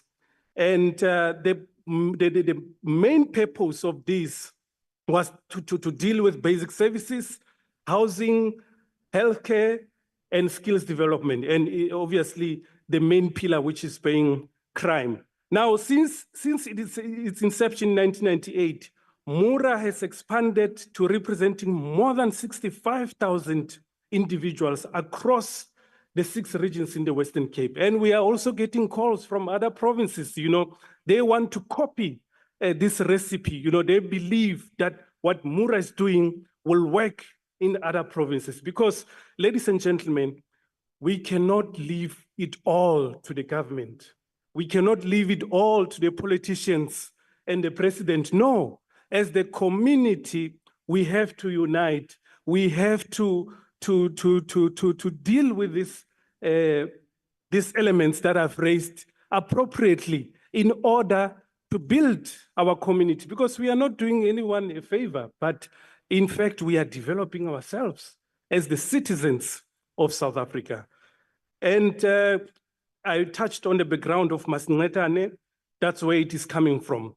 The biggest problem that we have, unfortunately, in South Africa is the population growth. In 2022, census data reported that 19.8% growth in the total population of South Africa between 2011 and 2022. Now, it clearly shows not just the whole country, but each and every province. I mean, if you look in the Western Cape has exceeded the population growth rate. And what is shocking is that the majority of this percentage is the people that are unemployed. The majority of this population is the people that are living in the informal settlements in our country. And if you look into this informal settlement, you will find that in these households, you won't just find one person staying in a household. You get up to 5 people sharing a household. The average household size is calculated at 3.5 people per household, And at the end of the day, you end up having, you know, in an informal settlement, a shack next to another, having 6 people, 7 people, because some of them, they don't have means to go and stay somewhere or to be on their own. Unfortunately, they have to all dwell in that particular space, which is overcrowded. And that gives us challenges as the community. This is happening everywhere. We have witnessed this in all the areas where the major challenges that we are facing is access to basic services and infrastructure, which is water and sanitation. People are struggling with this too. And as we are sitting here, I want to tell this house that there are people living in these conditions, people who are having disabilities. Chairperson, this is a very serious matter that we have witnessed as Mura. People moving on wheelchairs, struggling to move around in this informal settlement, having to move with a wheelchair from the household to where the toilets are. It's quite a mission. And some of these roads, the maneuver, they are not paved. The roads are not paved. There is no tar road there. When it is raining, Chairperson, it becomes a serious issue. Having to move a person on a wheelchair, moving that person to the nearest bathrooms or nearest toilets. And we have also noticed the safety and security of these people. They are always robbed, they are always mugged, they are always vulnerable to some of these incidents. And sometimes you find them, children are at home. You are only having this old lady in a wheelchair struggling to get to the ablution facilities or to the toilets. You know, it is a concern, Chairperson. And as Masingatane, we have been working hard to help these people, trying to have representation in those areas that we have identified. But unfortunately, Chairperson, at times we are lacking funds to ensure that we are everywhere, because this is reality. This is happening. It's not something that we have not witnessed. And what is happening again with this lack of sanitation and water, if you look in the Constitution of South Africa, there is this act that was enacted by the Parliament, which is Act 108 of 1997. The purpose of this act was to provide for the right to basic water supply and basic sanitation services. But unfortunately, like I said, it is not happening in other areas. Yes, it might be happening in your area, but I want to highlight the point that there are areas where we have been where it is not happening. And as Masingatane, what we are trying to do, we are turning the situation around, because we have seen mobility barriers for the people in wheelchairs, which is very common in these informal settlements. These people are also exposed to the health risks, because you know, you always get sewer on the road. When it's raining, you always get, it is always muddy. The waste management system is not done properly, which is imposing them to the health risk. And unfortunately, this is now limiting them to those essential services. Essential services I'm referring to, these people need to get to medical care. Some of them have chronic diseases. Some of them, they cannot even attend community services. They cannot get to the community halls. They cannot go to the clinic to get medication, because there is no proper system. There is no proper infrastructure. And this is forcing now increased social isolation, whereby the limited infrastructure often leads to social isolation for people with disabilities, and they will be unable to participate fully in the community because they feel isolated. They are not part of the community. And these are the issues that we are addressing as Masingatane. Now, areas within the city of Cape Town are listed as some of the top 30 police precincts for violence crimes in the country. But unfortunately, like we mentioned, we have those presence, but crime is still happening. We have never seen the level of crime going down. In fact, it keeps on going up, and there is no one talking about crime. But I want to say today that we cannot do this if we do not deal with crime.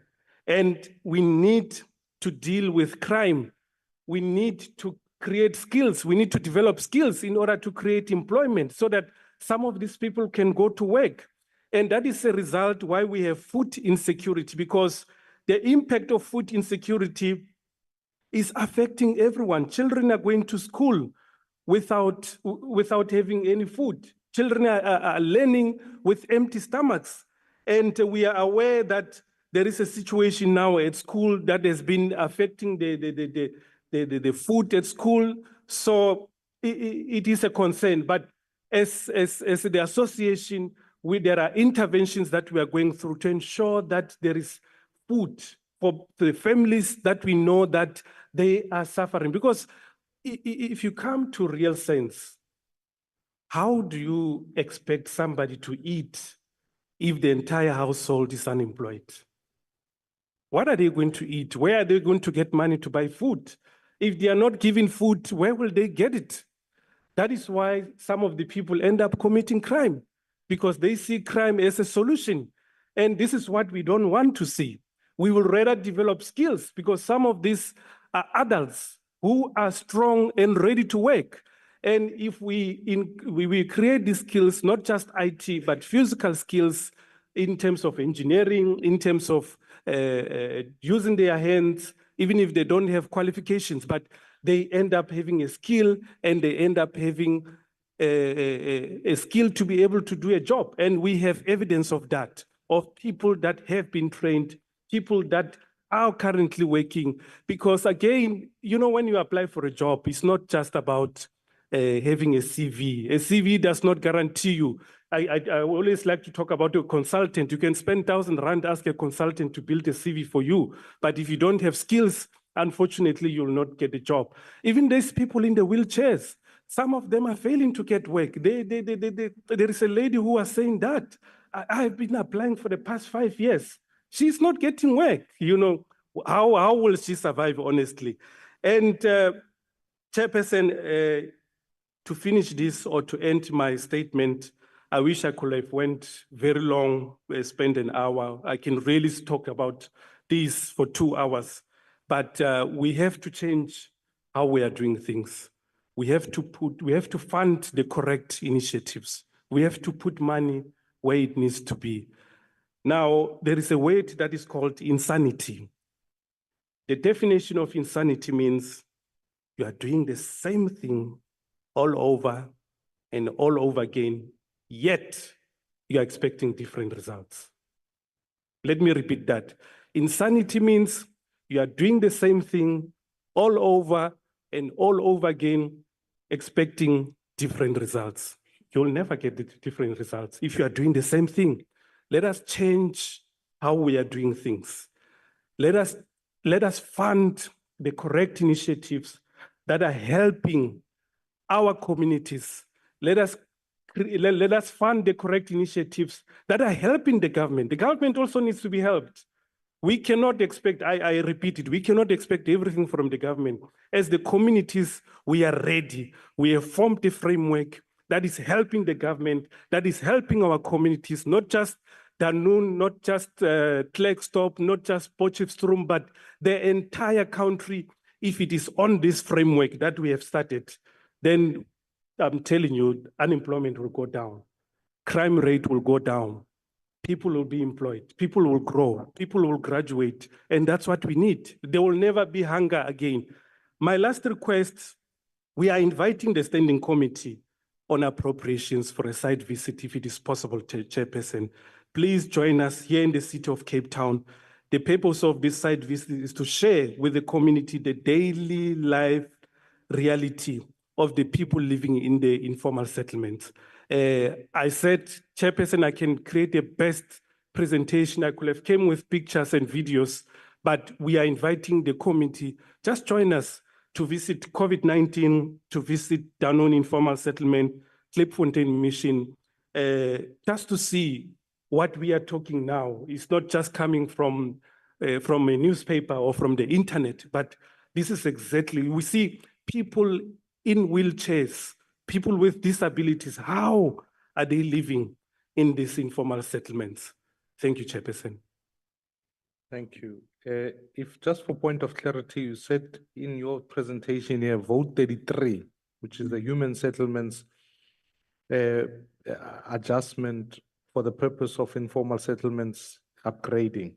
That part of the highlight in the point in the presentation that you make, because we will have to deal with the appropriation, and vote 33 will be voted on next week, Friday. That's correct, Chairperson.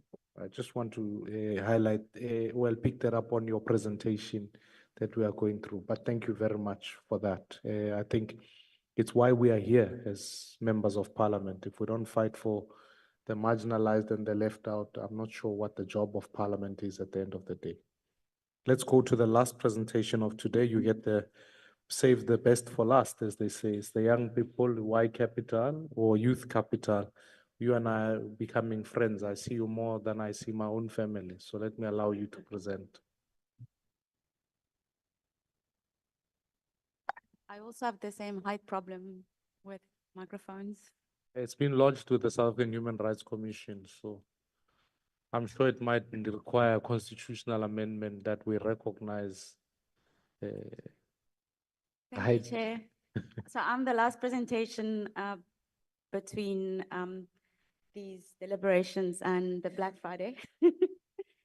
So my name is Clotilda Angelucci, and I'm the acting project lead at Youth Capital, and I'm joined today by my colleague Zinat Hendricks.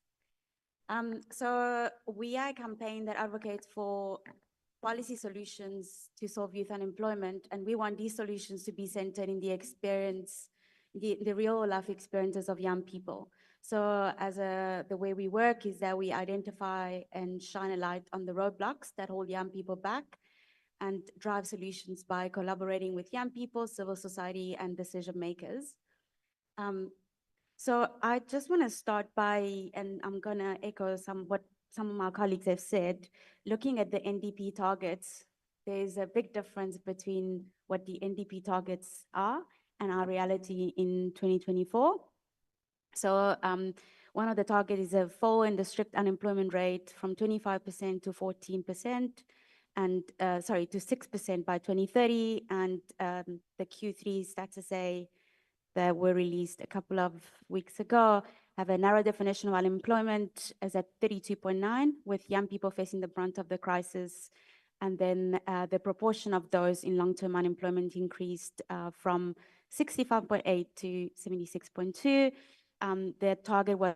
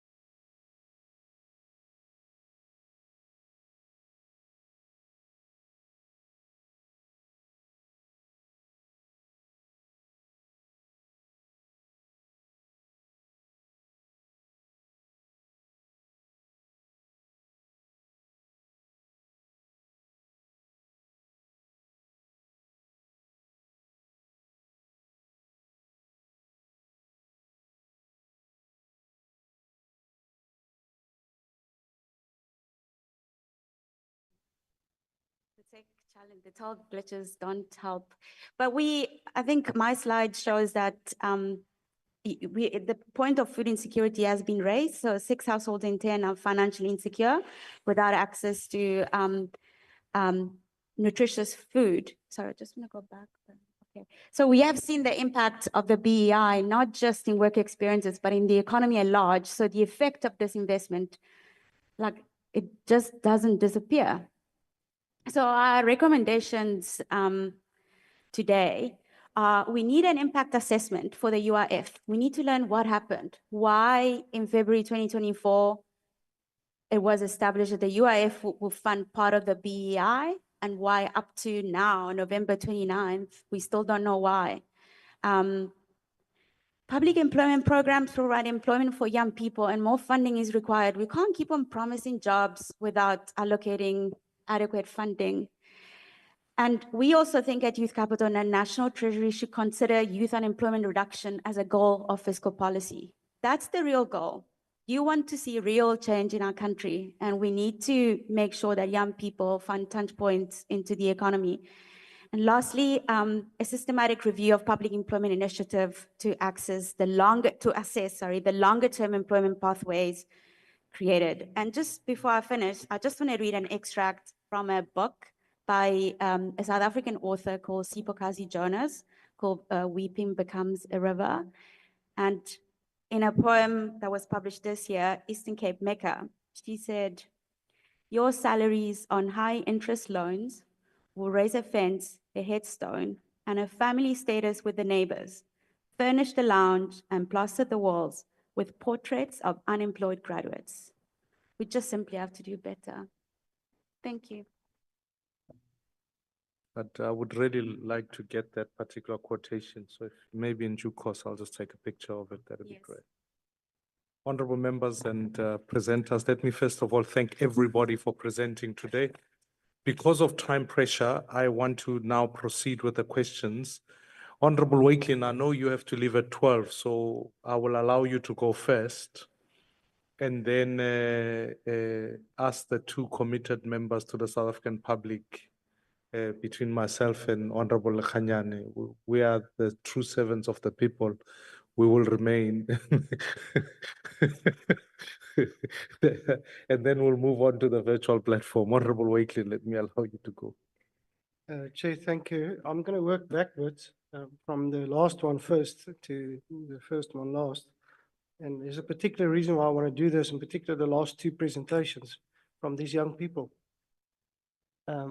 I'm a little bit emotional about it, and the reason why I am is because I want to say to the there was 4 of you, that our country's in good hands when we have people like you.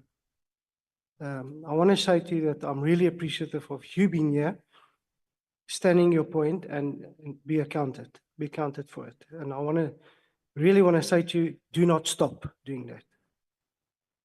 If you stop that, there's a lot of people depending on you. Okay, so I think it's important that you get that message. Let me start with Youth Capital. I've got some good news, and there's some direction I think we need to take. The first, and I'm going to make comments and some questions. The first comment is that I don't know if you've seen that the Minister of Public Works actually is busy with a roadshow on EPWP. I think you need to get yourself engaged in that platform, and I personally will engage him because I know him personally, and I will engage him and tell him and submit this presentation to him. I think it's important that both of you, both yourself and what's it called? Sorry, Ingenie, both of you entrench yourself in that conversation, in particular with the EPW roadshow. And the reason for the roadshow is to stop the looting and the corruption, because that's really because we've seen what, and it doesn't really get down to the right people. And he's on a hearing tour and he's busy getting information. And so we are seeing a complete reform on how the EPWP program will work. Coupled with that, although you've indicated on the reduction of the social, and that goes for most of the presentations here, that you refer to either a balancing or a stagnation of social grants. But against that, there's a massive opportunity now as part of the rollout of a lot of infrastructure development happening. So in short, what the Public Works Ministry is saying, we want to convert South Africa into a construction site. So we see a lot of capital investment going to happen with public-private enterprise, with private investments, especially now is the best time given the GNU, there's a lot of stability happening. You see where the rand dollar is, you see where the interest rate is going. So all of that is conducive environment for huge capital infrastructure development. And I think there is a very good opportunity in that area.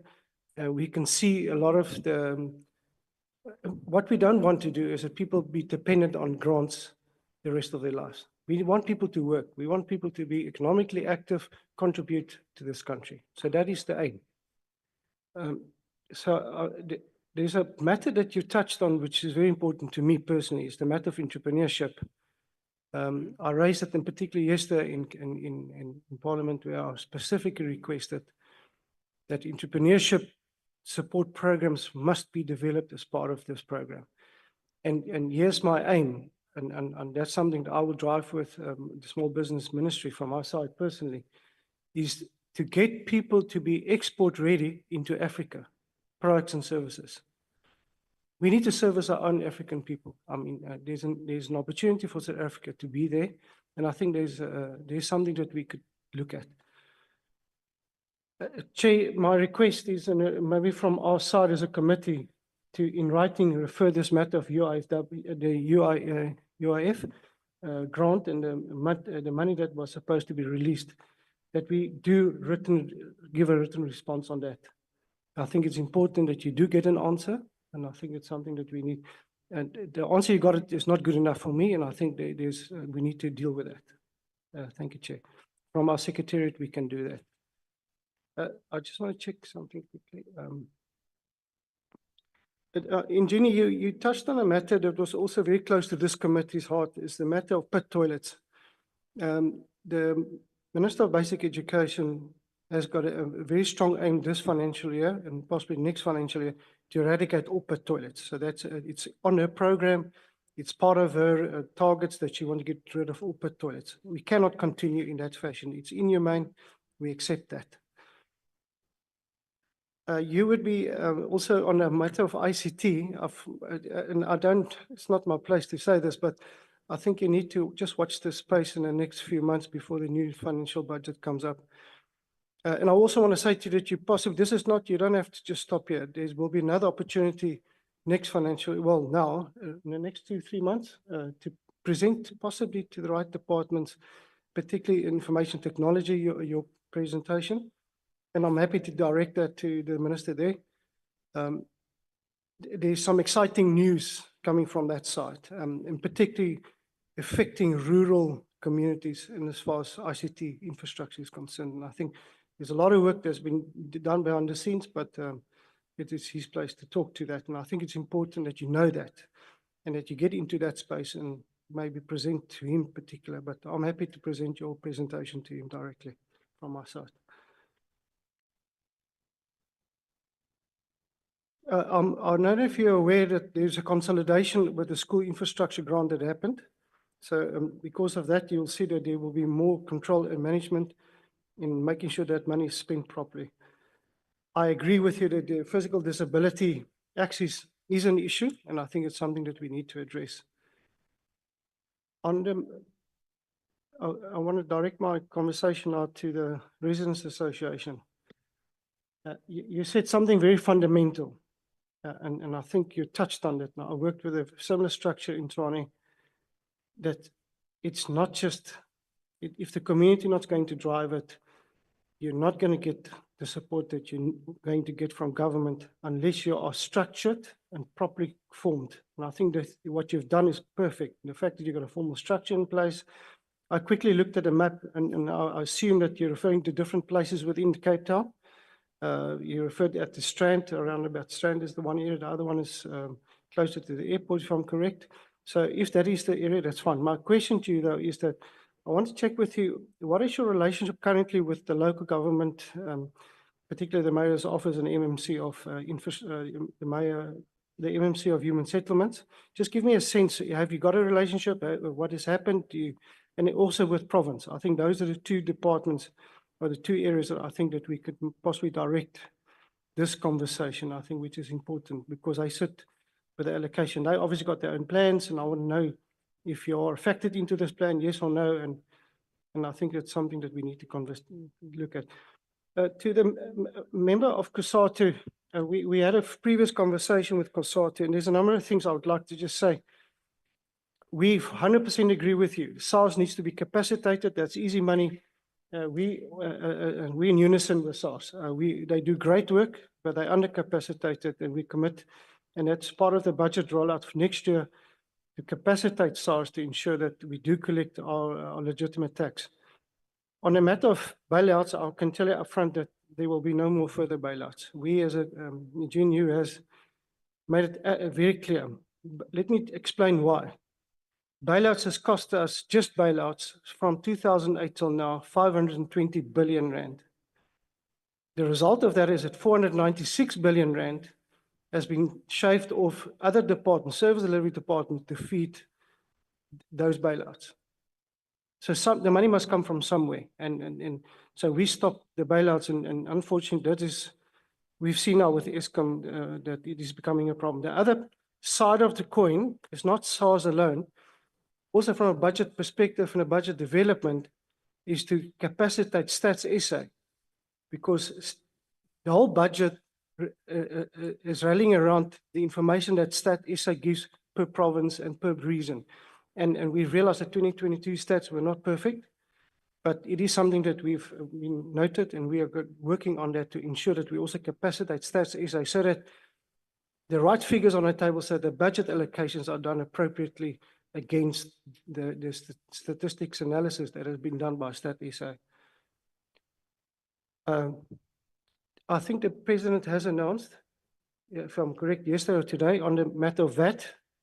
I can tell you that he's expanding the VAT as far as I know, and please just check in the media what the expansion is that he's looking at.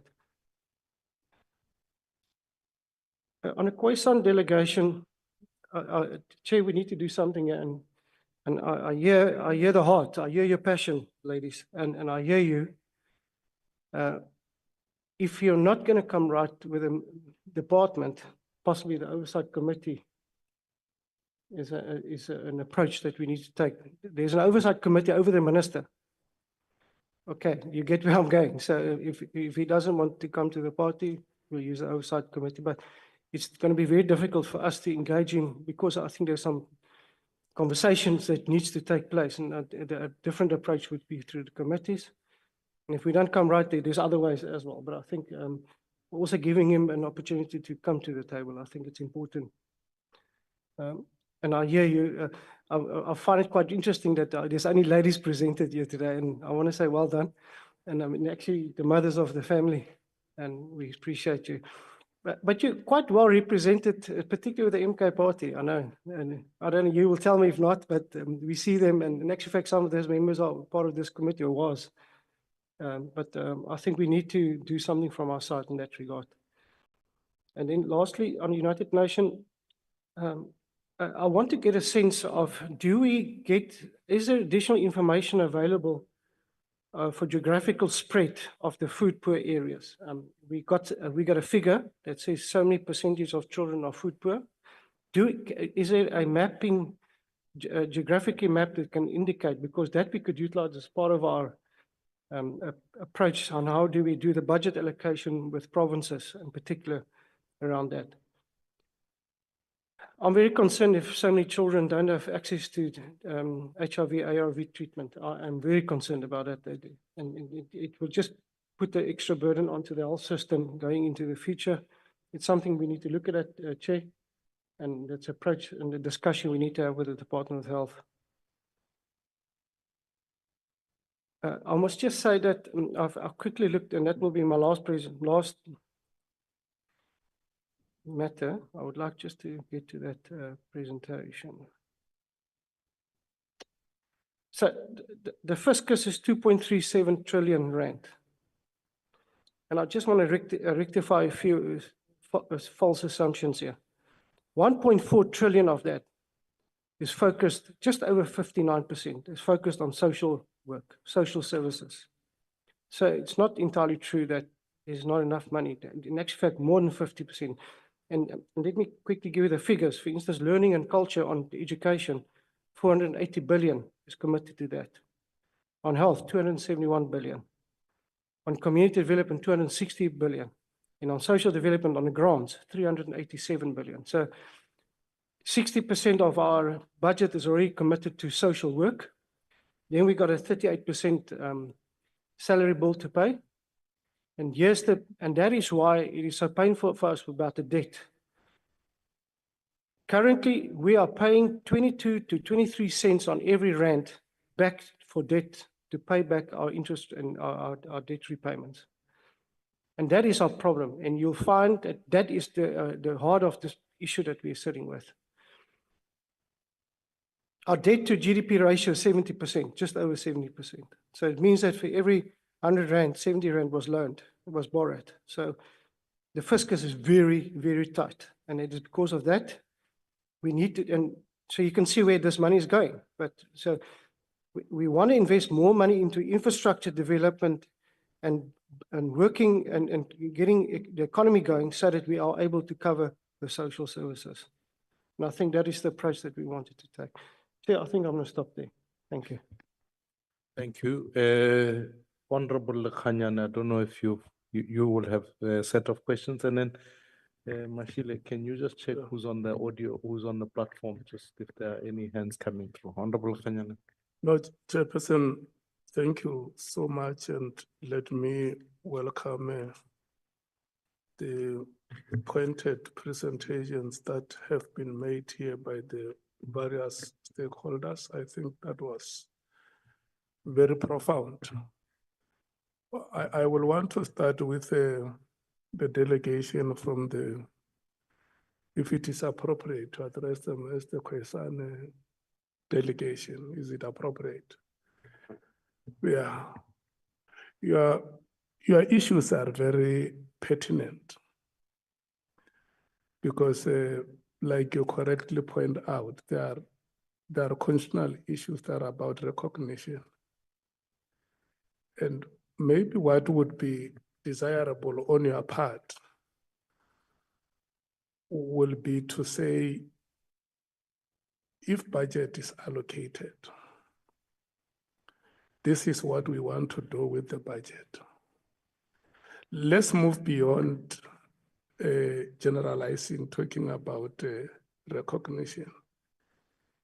Let's say, if I give you an example, we have the following traditional communities that need to be recognized, and we want to install traditional leaders in these communities. We want government to allocate X amount of money. To install one traditional leader, we need 100,000, and because there are 13, we will need 1,300,000 to recognize. I was and for sure you know, I was in the Northern Cape earlier this year, Chair. The government of the Northern Cape has passed a decision or a resolution to elevate traditional leaders. And at the time we were there, the Premier was awarding certificates to those traditional leaders that were elevated.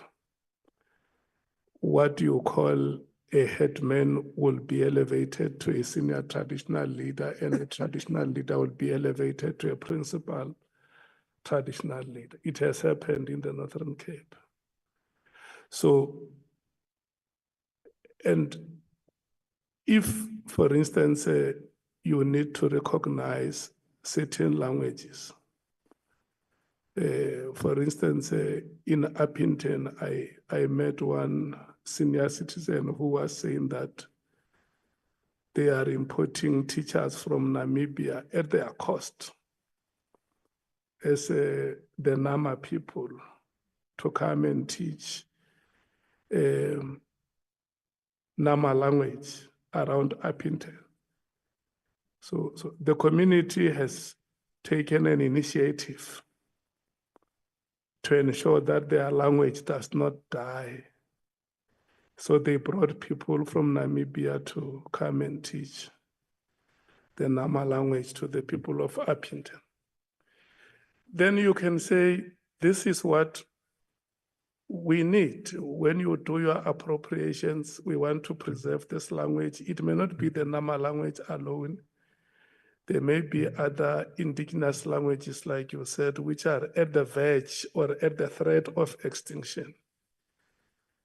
And so this language is like other languages that are spoken in South Africa, the 11 that have already been recognized and the 12, which is sign language, must not die. And we want government to help us because we think we must also enjoy the rights that have been enshrined in the Constitution of the Republic. And you can list many other things that they may not happen in one appropriation chair. But I think for you just to come here and say, no, look, we want to be recognized. And then what? If you are given, government cannot give you money just to say you are a Khoisan delegation. There must be purpose why money must be allocated. And I think if we can take that direction when we go back to report to the legislature, we are able to say, Minister, there is a need to allocate money for the indigenous communities because this is what we think the money will be. And that will have to go through processes in the executive. The relevant ministries or departments, if it's Department of Sport, Arts and Culture, if they have to initiate a bill, because some of them would have to start with us passing a national legislation. That process has to ensue that way. The same way we did with the passage and the eventual enactment of the Khoisan and Traditional Leadership Bill into an act.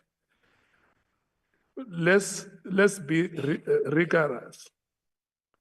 It may take us time, but the foundations that we lay are not for ourselves, but for the communities or generations that come after us. And maybe because all of us are here, behind you there is a delegation from the Human Rights Commission. It will be very good that your processes, they move in tandem. You must not say something which the Human Rights Commission does not say, or the Commission on Linguistic and Cultural Rights. Do not say anything about yourselves. We have called you here, you are here. You are making a presentation, but your presentation is not being echoed by the Human Rights Commission. And maybe they must, when you come to make inputs, you must tell us why you are implicit about the rights of the indigenous communities, because we cannot ignore their plight. They must be assisted, chairperson, so that their issues come to the national agenda, and the respective democracy supporting institutions are the ones that must be in the forefront of propagating the rights of the segments of the population that are historically marginalized or continue to be excluded. So I will leave it at that, so that we become particular. If you have to develop a roadmap of issues that you want to achieve in the medium term or in a longer period. Yeah, if you want to have your own development plan, have that development plan and say we have Khoisan Vision 2050 or Khoisan Vision 20th century 2022. I mean, century, the 22nd century. That is what we want to achieve in this century. And then to the rest of the presenters, Chair, I listened to Ingenie, which presented very diagnostic report and Masincedane,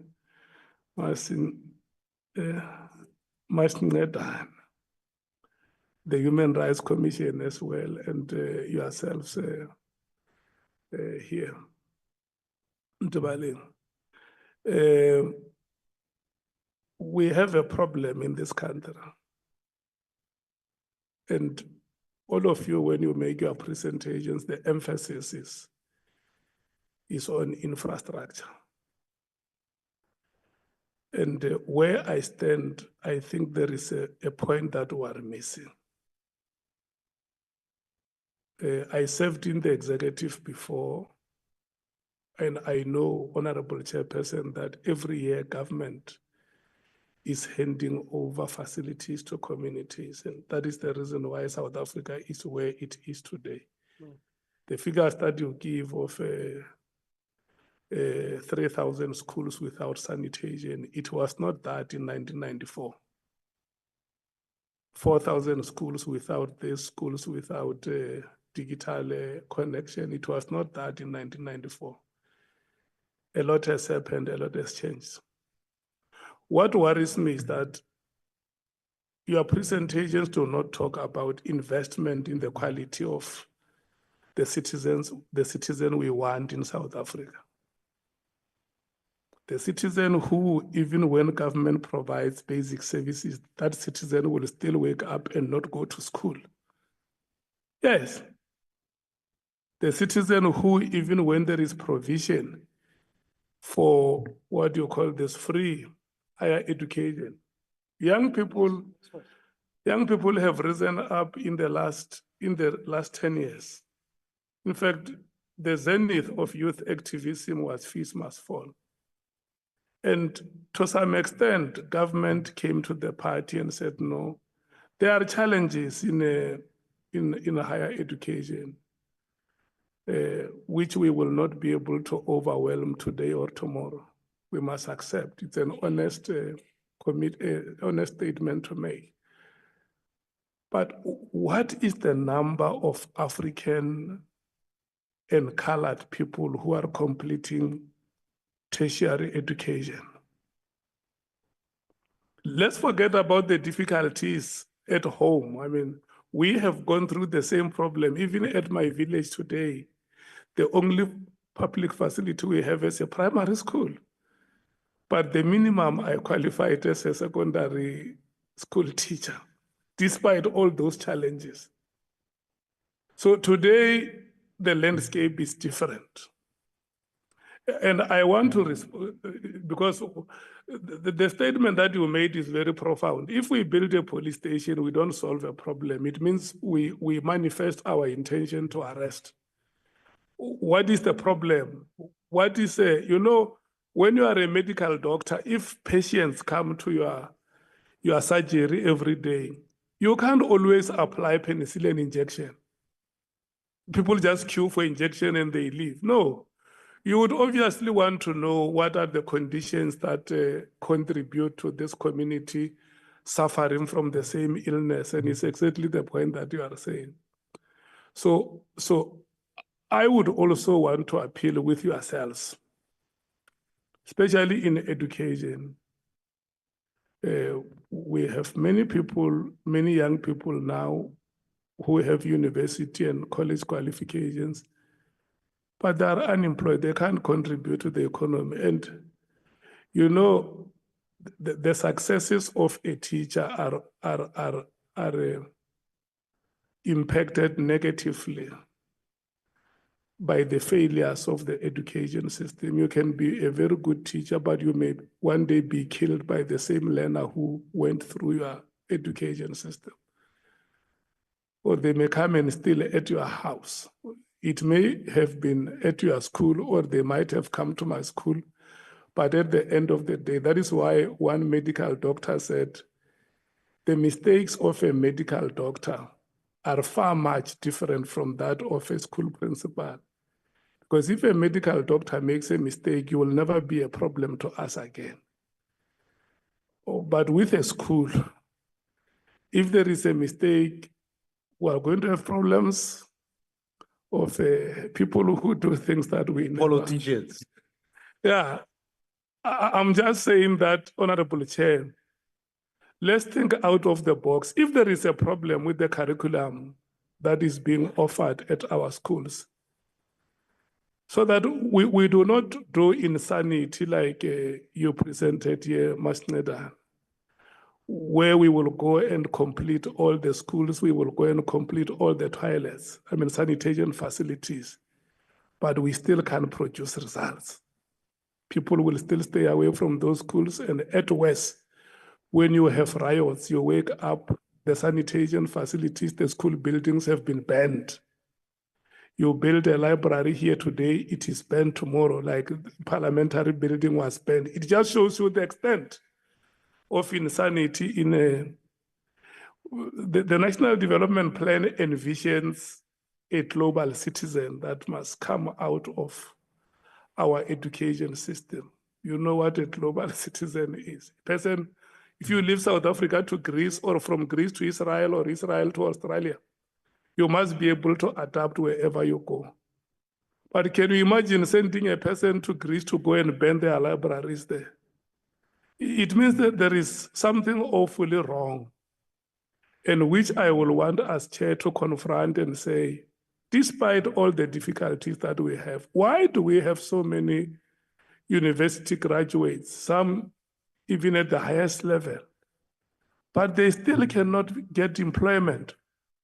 Or apart from looking for employment at the state, there are no entrepreneurial abilities where they can spot opportunities and say, because there is a problem of unemployment in the country, this is what I can do. South African businesses in our communities have collapsed. They are occupied by foreign citizens, foreign nationals. But we have so many of our children who have seized the opportunities of a democracy. They have qualifications everywhere. What is the real problem in our education system? And I think that is the question that we should confront, so that the problems that have been raised by the Human Rights Commission, problem of rising unemployment, inequality, poverty, crime, and everything. You have given the answer when you know the very first statement I listened to you. You said that education is a fundamental element critical to socio-economic development. That's what you said. If we are going to lessen the burden on housing, that problem must be resolved by education. It must produce citizens who will be able to do things for themselves. If we are going to build a conscious South African who will stay away from criminal activities, it starts with the education system. Education civilizes a baboon. So, yeah, Chair, look, when all is said and done, I'm going to request the presenters to also help us. We represent them in Parliament, we speak their mandate. When we go back to Parliament, if there are new ideas that you might have missed during the presentations, please come back and say, from now going forward, we have had your problems. We know we have a problem of 70% youth unemployment. We have a problem of digital divide, no broadband connections in our communities. Yeah. Then the question is, where do we go? That is what will help us. Suggestions like I've been suggesting to you. If you say, give us money, yeah, there is nothing wrong with you saying, we went to one village where 90% of the population is youth. There is no high school there, there is no primary school there, there is no ECD facility. We are advocating for government to allocate for a start 5 million to go and build ECD center in that community. Or we went to this area, we found that there are so many young people who are performing very well. we went to Mbilwi. Mbilwi is one of the schools in the outskirts of Limpopo, doing very well in mathematics and physical science. The best school in a rural village. But when we were there, we found that there are the following limitations. And we want government to go and pilot Mbilwi, go and do the following things and check if the results cannot improve. Or we went to this area, like the Cape Flats, there is a problem of gangsterism. And we think the Cape Flats has not always been like that. There was at some point when there was calm, peace, and harmony. But why is it like this today? Is because the following things have not been done. And when you allocate, don't just say we're giving money to the police. Allocate money as appropriation and say this money must go and be used in the Cape Flats for the following activities. Yes, that is what, if we speak about the people's budget, the people's government, the people this, the people that, the people themselves must, because when you are here, you are representing people. So you must also speak on their behalf. And yeah, let's move from the general to the particular. Yeah, I think this is what is going to the specific, this is what is going to help us to move ahead as government. Otherwise, we are going to apply penicillin injection forever, and that injection, once you inject a person, he goes back to the same community where they are drinking dirty water. He's coming back on Monday to queue at the doctor's surgery looking for another injection. Hey, that injection works, can I get more? You inject again, he goes back, drink dirty water. In a week, you see the same patient 7 times. Thank you so much, Chairperson. Thank you, Honorable Member. I know we are fast running out of time. Honorable Neil May is on the virtual platform. Honorable Neil May. Thank you very much, Chairperson. And let me first appreciate all the presentations that were presented here today, and they were excellent. Chair, I'd also like to concur with my colleague, Honorable Lekanyane, looking at the solutions and looking at because most of the organizations are on the ground and therefore having more results orientated. I agree South Africa does not have endless time to turn things around. I do agree on that. And I would like to just look at the questions that I have for COSATU, and looking at their presentation and their presenter. I think he might remember me. We have bumped into each other in the past as well. As he said to you, he had met you somewhere along the line.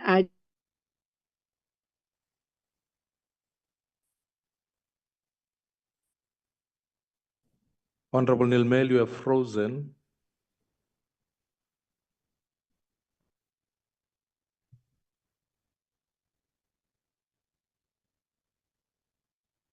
Okay, we'll revert back to Honorable Neil May in a moment. Let me. That is the word that we were using with regards to the lawyers and the RAF. I think one of those areas is something that the SIU have taken on, and I agree that we are looking at that. I would like to ask COSATU their view on the AG's reports, looking at the culture of non-compliance in government and workers. You represent your workers, and if you look at this culture that we have of non-compliance, what is COSATU doing with regards to that, to actually try and change the mindset of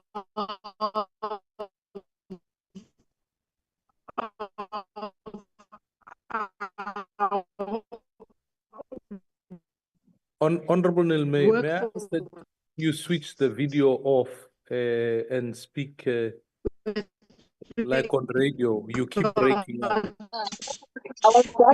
going to suggest that she switches off the video because we really can't hear what she says.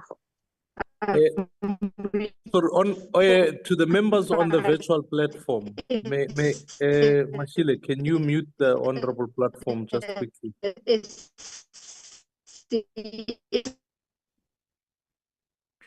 Honorable Nilmay, if you can hear me, I'm starting to feel like I'm talking to the ancestors.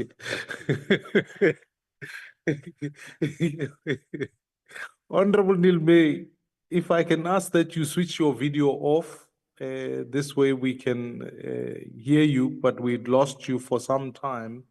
Honorable Galega Mazibugo, I see you are also online. I don't know if you've got a specific question. If we can just hold Honorable Nilmay for 1 second. Honorable Galega Mazibugo. No, sir, Chair, I am actually covered by the input from Honorable Lekanyane.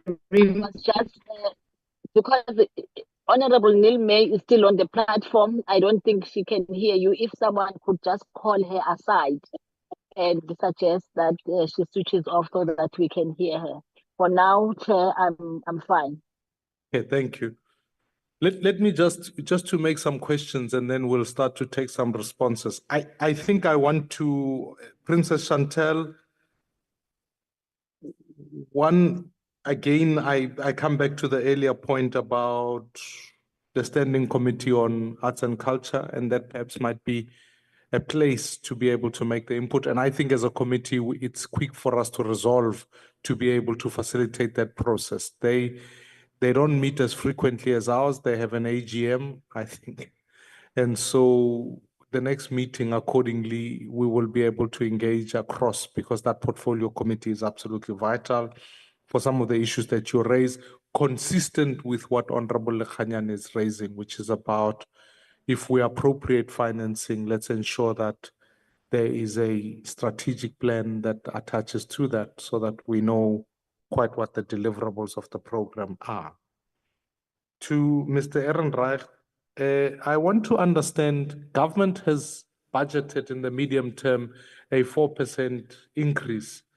I'm not sure where the negotiations sit. So your opening slide speaks to the number of of people employed in the, as far as the head count in public service is concerned. And I take your point about the perception of bloating relative to 94 as a contrast. What I'm trying to understand is, in rands and cents, 38 cents of every 1 rand that is appropriated goes to cost of employees.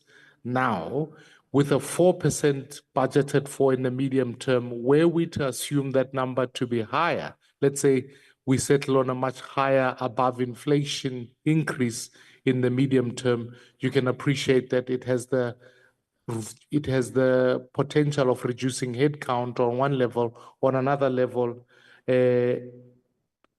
taking away from other frontline services. So I want to understand COSATU's position over the medium term as it pertains to that. I agree with you on the issues of the RAF, and I do take your point entirely on the alignment of revenue versus expenditure and some of the things that we've been speaking about. I think when it comes to the question of tech,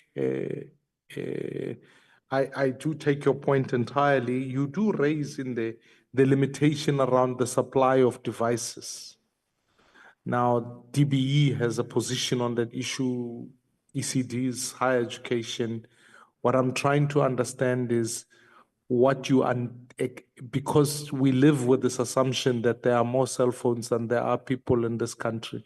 I want to understand from other devices what we are referring to, and ultimately any digital strategy rollout is wholly dependent on broadband infrastructure being in place. Now, I will join the youth cohort when I say data costs must fall because it's common, but that is not something that from an appropriations point of view, where entirely it's within our hands, but it sits within the telcos in terms of spectrum allocation. So I want to understand whether there's been a proper engagement with the mobile providers, both, all the four of them that sit within the South African government. To Masingletane, I suppose my question really, I think I touched on it about the pre-allocation of the increase on the human settlements vote 31 and where it goes, and the support in terms of social services that come from the Department of Social Development. So what I'm trying to understand at this point in time is that, do you hold a view? You've raised the point in the presentation about the increase in the budget. So I want to understand further about just that aspect. And then lastly, yeah, I think I've covered the questions. So the South African Human Rights Commission, I must ask this question because as an institution, the relationship between your rulings and the state's ability to implement those rulings seems to be a significant chasm. At some level, you might argue the case that that's a funding question. At another level, I would argue the case it's a law question. Let me take Mfuleni. Mfuleni, I mean, not the one here in Cape Town, the one in Johannesburg, and water supply. The Human Rights Commission made a significant finding on the quality of water being distributed to the people of Mfuleni. Yet it has taken us, I sit here today, and still there are some profound issues of water quality in Mfuleni. So where do you want the funding to go? To the South African Human Rights Commission or to the provision of clean water is one question, because that maybe alludes to the first, which is what is the relationship between those two things? And maybe in that essence, were we to fund further the South African Human Rights Commission, what would it do to your programmatic interventions as they speak to the defense of human rights as a principle in this country? Because I must concede, I have a similar conversation with a public protector, I have a similar conversation with institutions that support democracy, but I'm deeply concerned whether we are going into 16 days of activism. I would probably have a similar conversation with the Gender Commission and all of the above.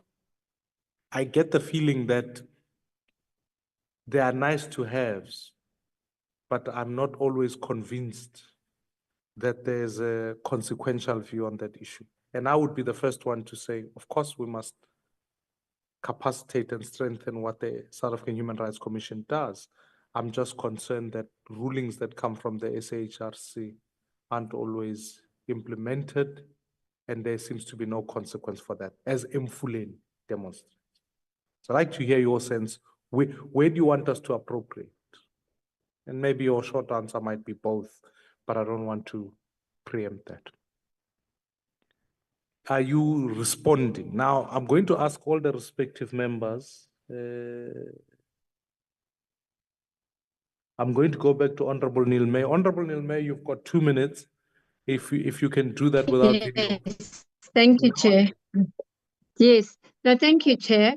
Chair, Masinandani, I have just 1 or 2 questions on that for them.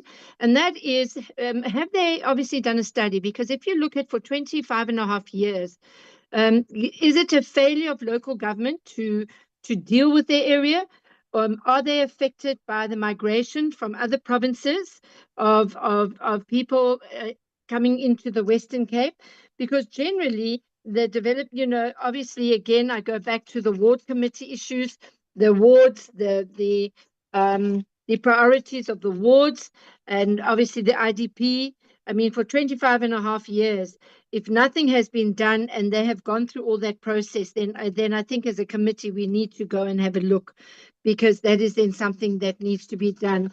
The last presentation, Chair, I wanted to ask with regards, and at some stage I missed it due to the sound, but Have they looked at, it was very interesting, my colleague was saying, what kind of citizen do we want?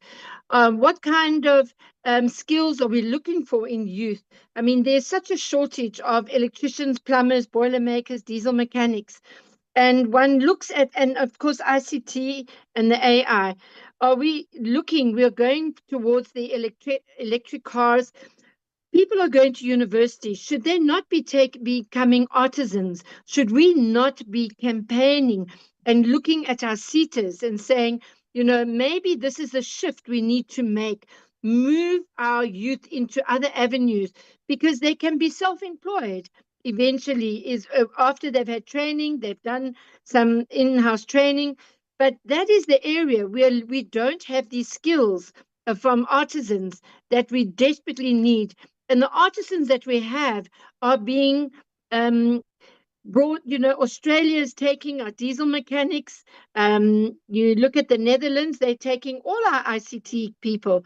So I think one of the areas maybe is we should maybe shift our focus and say, look, university is great, but if you want to be an entrepreneur and you want to move on, you can start off in these areas. Thank you, Chair. Thank you, Honorable Nilme. Let me proceed then to take questions. I did say, Princess Chantel, you can go first, and then we'll go back to Kosatu online, and then we'll keep going. May I ask all the presenters, you have presented. You don't need to represent. You have 2 minutes, 2 minutes to respond, and then we'll go from there. And you seem to have an urgent point. Leboga, Chairperson. And good afternoon to everybody. Thank you so much for the opportunity. Yes, it's very urgent. Unfortunately, I will have to leave just after this. And I want to apologize first and foremost for that. My name is Princess Apostle Lorraine Wakamoko. I represent Contralesa Women, or Congress of Traditional Leaders of South Africa. Women, I must specify women in Western Cape, so that tomorrow Kgoshi Mokoena doesn't come and say, "Unorumile ke mang gona go," so that I can speak for Western Cape specifically.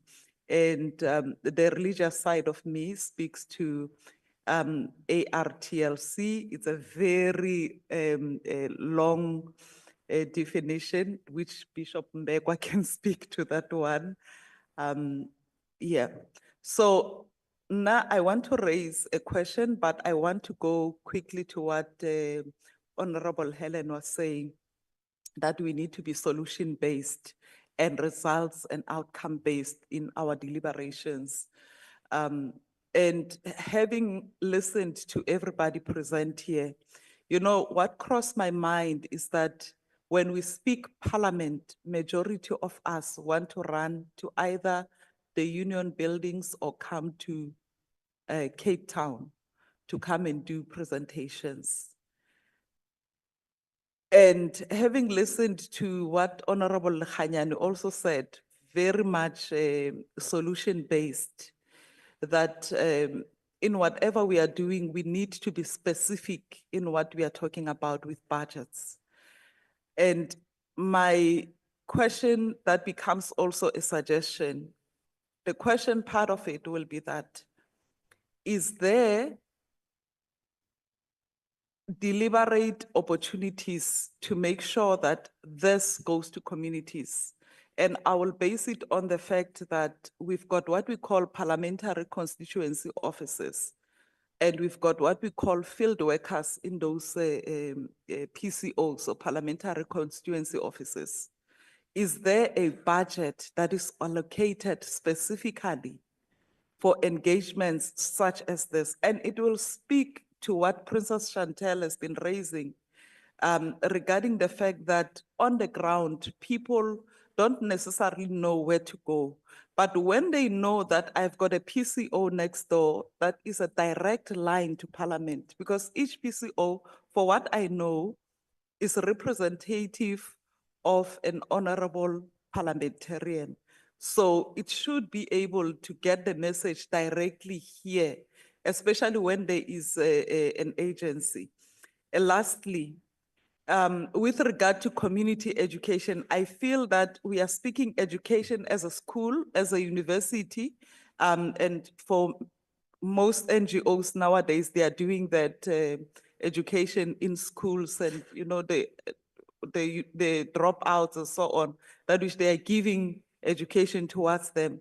But then when I speak community education in terms of what is Parliament doing to educate our communities, and I think this will speak to what our, I think it's what is this organization, Masnetane organization, that says we need to make sure that we've got communities that understand that we cannot leave it to government. And that's where the problem is with our communities, unfortunately, that we have created a poverty mindset that everybody must rely on government. We are forgetting that for every small cent that is invested towards us in the name of it's free, it's taken from somewhere, it's borrowed from somewhere. So in a way, South Africa, when you look at it, we are one big debt. And that should concern us, that in actual fact, in everything that which we are doing in the name of we are getting free grants here, this year, it looks free, but it's actually not free. So that community education is very important. If Parliament can be able to set aside a budget towards empowering the parliamentary constituency offices to bring a little bit more education to our communities, to understanding the works of Parliament, but also to understanding the work of government in totality. Thank you. Thank you very much. I mean, so my quick response to this issue is yes, yes, and yes. So we also do have a public education unit in Parliament that sets up, that is independent of political parties, to be able to go and entrench the work of Parliament. So the education around this bill, how it works, so that when we have engagements, we're able to have, we know what we are talking from the same knowledge point, because you can discriminate against citizens by making sure that there's poor understanding of the law aspect of the issue and that the inputs are poor. So you want to create a partnership between those two things. That's why I think I appreciate the input that you are making. Certainly that's part of the work, and I'm sure you will have a conversation with Princess Chantel about a constituency-based electoral system so that members of Parliament never feel like they represent just a party, but they represent the people. So it's something I'm deeply passionate about, and that's why that amendment to the electoral bill cannot be underscored enough. And I would urge, along with Princess Chantel and the work that's been done there, to make the submissions now to the commission that is looking at the issue of the electoral amendment bill, that it must be strengthened so that more work can be done in constituencies. Assembly, if I can say that. Because that is actually Parliament in community-based. No. So it is Parliament in its totality with all the emblems of Parliament. Yes. No, completely. And so that is and also for members of Parliament. I mean, people say Parliament rises on the 5th. It actually rises on the 16th. The rest of the time is designed for constituency work, which begs the question, where are MPs in their constituencies in this regard? Right. But what I don't also want to lose, which was the purpose behind our public briefing on Monday, was to say that Parliament is the people's parliament. Come, make submissions. I'm glad you are here today. I'm glad you took us up on the invitation on Monday. Come. And Princess Chantel, I note your point about purchasing data, so we make sure. Come, make submissions. People must be here. But what I can't do, Mfundiswam, I must apologize. We can't enter into a dialogue. Let me allow Princess Chantel to respond, and then we've got to move. Otherwise, we will dialogue all day. Let me take Princess Chantel, and then we'll go. Thank you. Thank you, Chairperson. Is this a point of clarity on this about discussion that took place afterwards? There was the one about the Human Rights Commission, We have been engaging for many years. There was a countrywide engagement around 2014 with now passed on Danny Titus, Commissioner Danny Titus of Human Rights Commission. An extensive report was handed in and it just died. Nothing happened. Then again with Commissioner, what is his, Nissen? We had also extensive engagements and reports that was handed in and was just no follow-up on those. And I would like the Human Rights Commission just to maybe do research in that and just see that we have engaged where we needed to engage all over. And also Ms. May asked a question of how our engagements are on local level. Let me just say this, if we're gonna speak to the Khoisan issue, we're gonna have to, and I agree with what the Honorable there, they said we have to have our NDP, because it seems like we don't fit in anywhere, because of legislation, and still keeps us as colored. Now, a colored doesn't have land right. A colored can't speak to culture. A colored doesn't have culture. All of those things are still in legislation. And when we apply to anything regarding culture, regarding who we say we are, we have a right to self-identification, it just clashes. Because then we don't, it's somewhere it just die. We do all these engagements over the years and it just die. My chief here can speak to how they've engaged on Knoflokskraal with various government departments. And when it comes to national issues, the Khoi just gets sidelined. Now we identify as Khoi, we are not colored. We are not so-called colored, so that is the whole issue here. It's not just about recognition, it's about redressing the past completely. Not just stop somewhere in the mid-air and act as if we never existed. So Chipola, just a few of your experience, please, just quick, so that they can understand what the engagements are. Ms. Chairperson, sorry for that, but she's on the ground, working with the people all the time and do that engagement. So just, I asked her just a sentence or two, if you don't mind. Please, I promise you, otherwise you can't, it's the difficulty is that you are responding to a question, not adding new information. So yeah. Just responding, apologies, Yeah, Mr. Chair, to our esteemed Helen Neil May, because I really want to answer this question, because she was talking about RDP houses. We are not on culture ground for RDP houses. We are there for self-sustainability. We have crop, we have sheep, we have goats. We teach our children the language of our great-grandmothers. We teach our children the ways of our culture. So we are not squatters that needs RDP houses. First and foremost, yes, we have engaged Honorable Helen Neil May with so many political parties that came in just before elections. Then they want the so-called coloreds vote. Then they say we are Khoi. And when they turn around, they call us coloreds once again. I just want to note that we are not colored. It has been said by the Human Rights Commission that South Africa has a certain time to change that era. We are not colored. And when we use that word in Parliament, when Human Rights Commission said that we are not colored, we become offensive. So I just want to say that Knoflokskraal, no RDP houses, because if there is RDP houses, who will benefit from it? Is it the backyard dweller, the so-called colored, that has been on the waiting list since 1988, since 1980? Our grandmothers are 75, 80, they're still waiting for housing.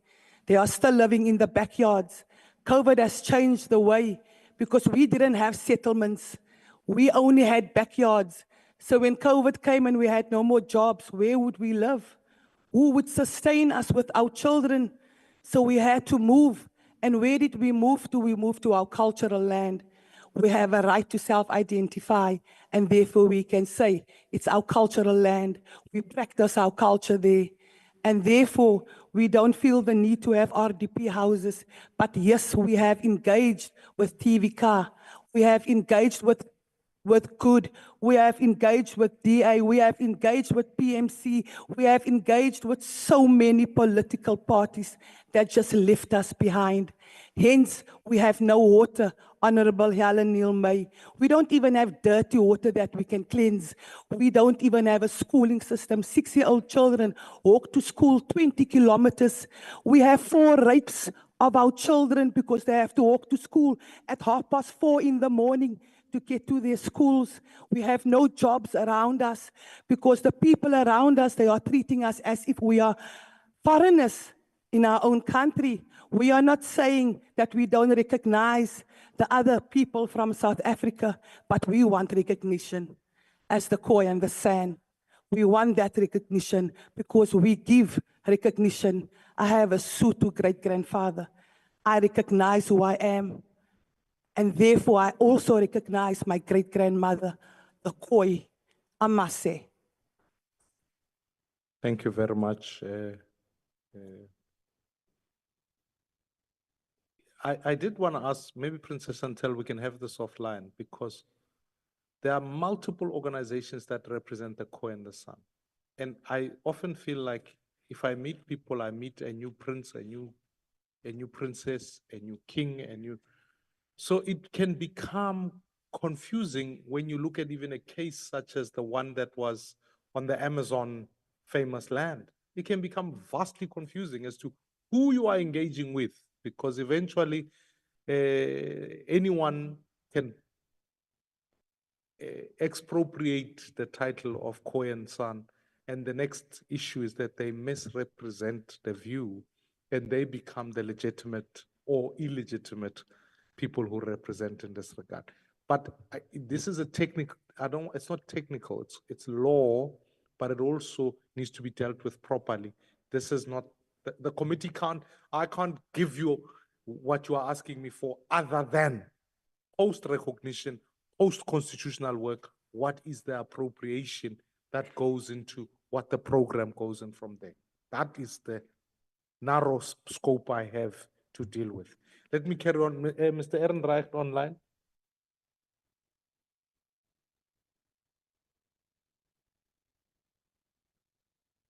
Thank you. Thank you very much, Chair. And I want to support your view by, just before I go into my responses in my 2 minutes, that certainly the Khoi people must be assisted so that both the discussions around the form and structure of the Khoi's engagement with government is clearly defined and clarified, because that has to be resolved first before we deal with the allocation of resources and the matter of appropriations to that. So I completely support my Khoi sisters that they've got to be formalized and that they've got to be more deliberately engaged by government. And I'm sure government will create the structure so that that matter can be attended to. Very briefly on the questions that were raised, to Comrade Helen, let me say I completely agree with your sentiments on the road accident fund. In fact, we've got to sooner than later deal with that because the legislation been ready for a while now, and it's really by virtue of the lobbying of the lawyers that we haven't dealt with the matter of the road accident fund. So that has got to be attended to so that we resolve that. All of these holes where money is being sucked out of through effective looting just increases the burden of the state and its obligations to debt. So we've got to attend to that if we want to attend to the bigger problems. On the Attorney General, completely support your view that we've got to have more decisive areas of responses to non-compliance issues, because clearly we have a problem both in government and in the agencies that they're not complying appropriately.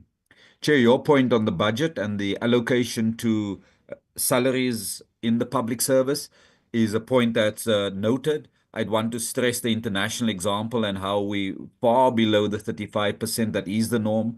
I want to also just very briefly say that whilst the negotiations around salaries for the public servants happens in the Public Servants Bargaining Council, like any other negotiations, it effectively be 2 elements that they consider.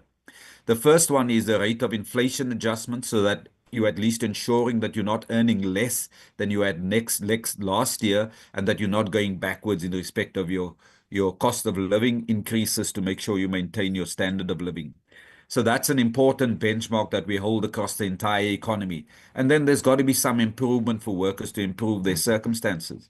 But for purposes of our discussion, Chair, I think we should not venture anywhere below the inflation rate, because then workers are going backwards. And then, of course, there's going to be fights and strikes and disruption to the rollout of services. But we should leave that detail to the Public Service Bargaining Council. What we've got to do is to make sure that we send a signal that this is part of the broader architecture of how finances are managed. And we certainly can't expect workers to accept a situation where they're earning less this year than they did last year. And so that's got to be a key consideration. Your point about the basic services and how we redirect funds is absolutely important. But that means, again, we want to strengthen our point that what we've got to do is invest through the budget to grow the economy so that debt as a proportion is a lesser percentage of the budget and we are able to have additional funds. But we're chasing a zero-sum game where we may just be constraining the economy through cuts in expenditure to the point where we're not responding to the growth challenges. So I want to stress that our economy has a growth challenge, not necessarily a debt challenge, because in debt terms, we are not that much of an outlier compared to many other countries. On your points about data and digital in schools, completely agree with your sentiments. I think we've already seen a huge improvement in data availability by the Competition Commission's work around the big four cell phone companies. So clearly they are gouging the South African society around pricing. The Competition Commission has intervened, but we think that there's a lot more work that can be done to bring our data cost in line with international examples, because it's such a central input into business and economic development. So we've got to deal with that. The final question that I want to answer, Chair, goes to this point that was made by a colleague in the DA who has now left. And he makes the point that there's going to be no more bailouts. I want to understand the logic, though, because it seems to me that when you put money into a state-owned enterprise, and for purposes of our discussion, SARS is a state-owned enterprise. It is commissioned to get the taxes of the country and make sure that we apply tax policy properly, consistently, and equitably. And so we're putting more money into there because we see there's a possibility of a real return on the investment. But that's not an ideological or a dogmatic approach. That's responding to the circumstances that confront us. Now, there may be another example. We've just missed a huge spike in raw material costs. So we could have had an advantage of the commodity boom that we've seen globally in the last couple of years. But the reason we could not take advantage of that commodity boom is because Transnet has been managed into the ground as a result of corruption and mismanagement. Surely, if you can see that putting 500 million rand into Transnet and fixing some of the immediate problems that ensure you get the product from pit to port so that we can earn foreign exchange on it, and you're earning triple the amount through foreign exchange, and you're covering the outlay of expenditure through the tax that you're able to leverage on the mines that are involved in that, then that should be a pragmatic approach to both growing the economy and increasing the income. So we're a bit nervous about this dogmatic approaches to just say no more bailouts. What we should say is what needs to be done in the economy, what was the problem that had contributed to where we find ourselves in now, ensure that we avoid those problems in the future, but fix the parastatals and the state-owned enterprises so that they can do the function that they had done effectively in the economy. And just let me remind the House that Eskom was voted the best energy producer in the world 15 years ago. So short of the corruption, the mismanagement, and many of the other problems, there was a public enterprise that added real value, and they had been able to roll out our connectivity in the country from around 45% where it was then to close on to 80%. So huge improvements in the social condition of our people as a result of the commitment of that state enterprise, which we'll be hard pressed to get from the private sector.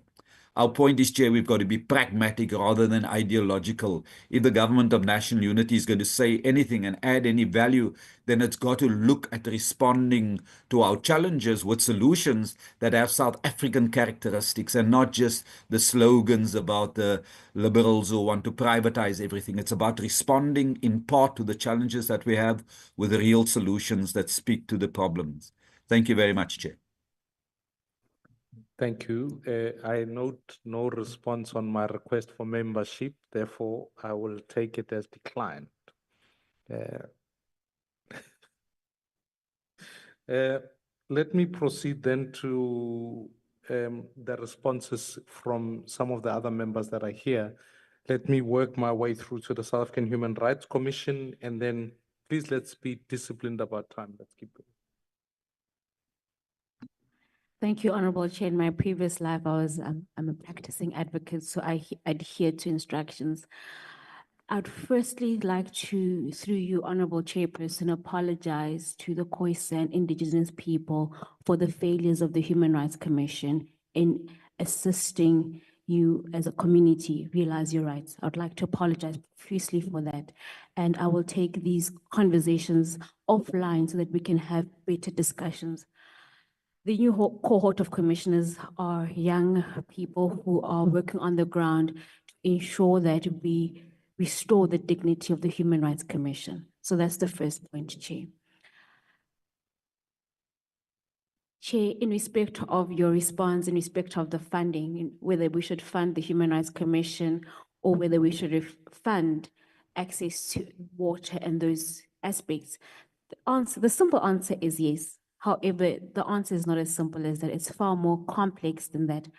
And it requires perhaps a more robust conversation regarding how do you fund Chapter 9 institutions, as well as ensure that there is funding to ensure that the recommendations are implemented. Chair, you will note that we have, as the Human Rights Commission, ensured that we wanted to ensure that the recommendations are monitored, but also that budgets are allocated for socio-economic rights. Therefore, we have that focal area on pro budgeting. The point of it is that we are going to be monitoring municipalities to ensure that there is allocation for socio-economic rights and service delivery.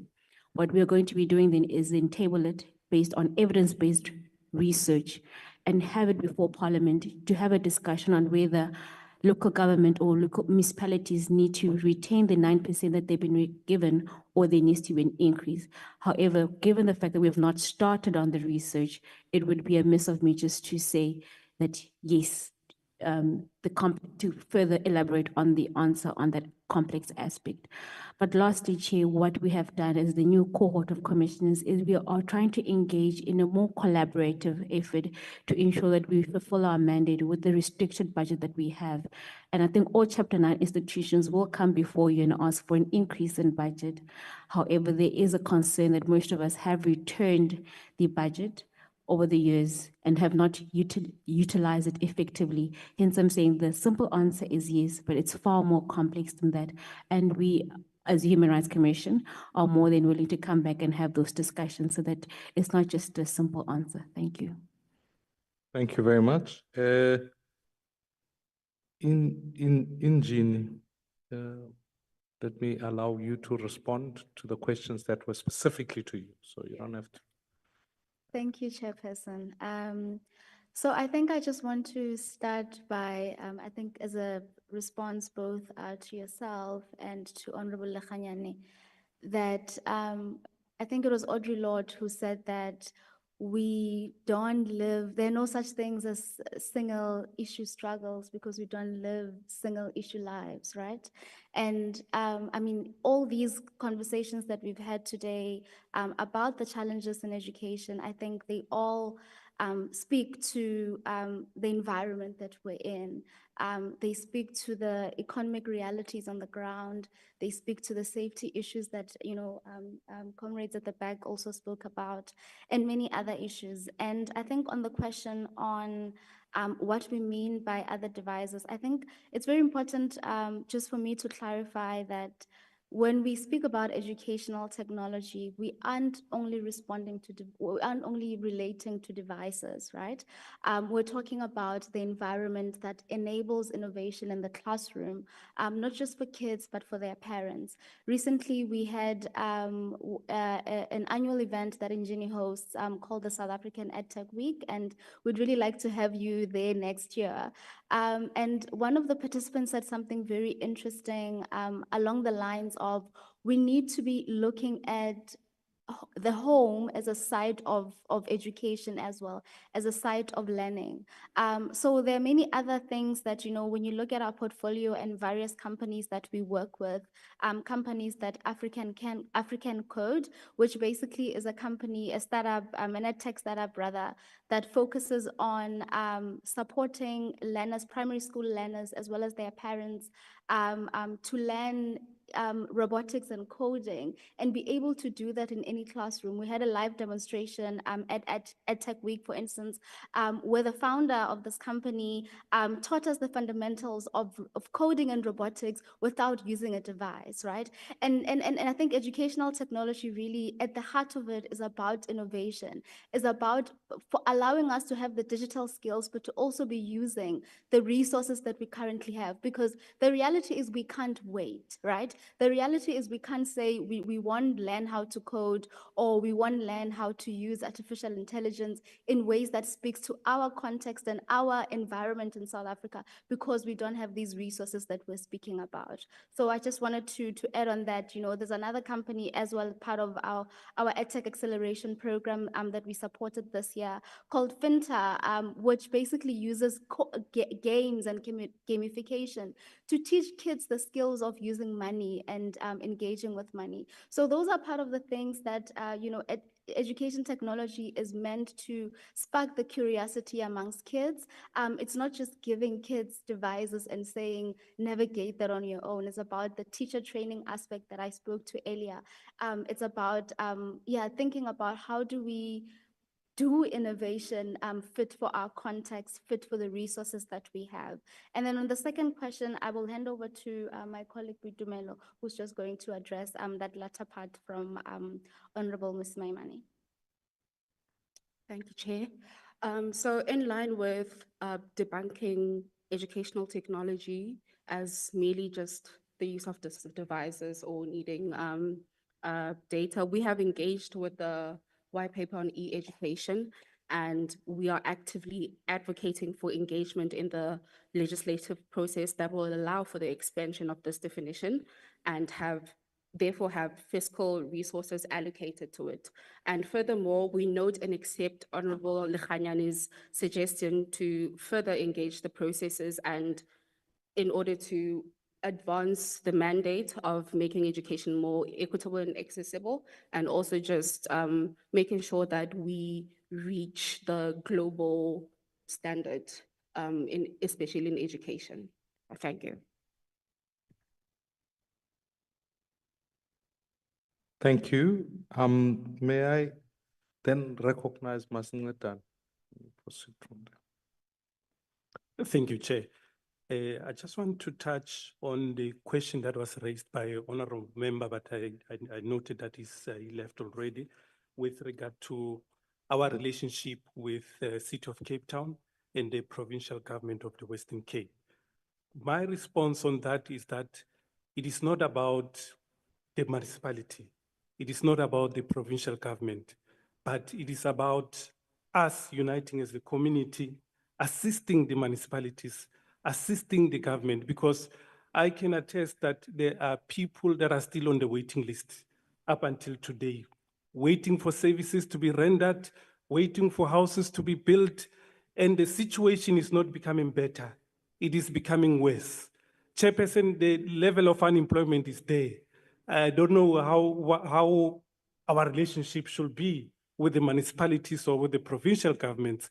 The level of poverty is going up, it's not going down. The interventions that we have taken as Masingetane, they have proven to be effective. We have people getting jobs. We have people being rehabilitated from crime, from the acts of crime. And there are rehabilitation centers, especially for drug addictions and what so on. But what do you do when they finish that program? What do you do when you finish rehabilitating them? Because from our study, a lot of them, they go back to that habit. So it becomes a vicious cycle. Chairperson, I know of people that have been sentenced to jail for a term in jail. They came out, and some of them, they were arrested again for different acts of crime. This is also becoming a cycle, you know. We are repeating the same things happening all over and all over again. We are reporting these matters to local government. There are so many frameworks of reporting matters. There are call center lines, there are emails, there is everything. You can approach your councillor, but it's not working because the situation is still the same, yet we want different results. Hence, as Masingletane, we have decided, that's why we call ourselves, the word Masingletane means helping each other. We are united as residents, we are working together, we are improving the conditions, and Chairperson, I want to repeat this again, that we are supporting Vote 33, we are supporting that women settlement development grants must be there, we are supporting the upgrades in the communities, because Chairperson, we cannot just deal with poverty alone. We cannot just deal with crime alone. We cannot just deal with education alone. We cannot just deal with lack of skills alone. We cannot just deal with unemployment alone. No, we have to bring a one solution. That is exactly what Masingletane is doing. That is addressing all these elements for a better South Africa. Thank you. Got you. Thank you, Honorable Member from Masingletane. Let me get Y Capital. Thank you, Chair. Yes, so just in response to some of the points raised, we should definitely align work experience with scarce skills. That will be the first goal. And the point around vocational and artisanal skills, yes, but TVETs, we can't ignore that TVETs have had a poor performance and very poor reputation in the minds of young people. So we should definitely look at like what is the performance of TVETs for that. And also a point of CETAs, we actually working with an organization that's based in Johannesburg, and they're an educational institution looking at artisanal skills, plumbing and construction, and they work with a small to medium entrepreneurs, like even a big construction company such as WBHR that does not want to deal with CETAs. So the point is the CETA's performance, and it's difficult because there's 29 CETAs, so every CETA is different, but we should definitely get an understanding of what is the performance of the CETAs. And then lastly, just a point on entrepreneurship. It's really difficult for a young person to just do something on a side or have a hustle. I think we are currently working with the NYDA, looking at some of the participants into the revitalized National Youth Service who have become entrepreneurs. There's a level of financial literacy, and I think here I want to go back to your single issue. It's not just about having a good, like goods or services, it's about financial literacy, it's about marketing, it's about access to market. So I think we still need to understand what will it take for a young person to become an entrepreneur or be self-employed. At the moment, they're all survivalists, but there isn't like, there aren't good rates of performance, so just that. Got you. Just to the team at on various spaces, especially even to Masingletane, just this conversation about the allocation of RDP houses and South Africans renting them out. How prevalent is it? Are you seeing and also the registration of spaza shops in townships? Is the government helping you register or not register? Or are you in fact a South African? No, I'm joking. That's just a question.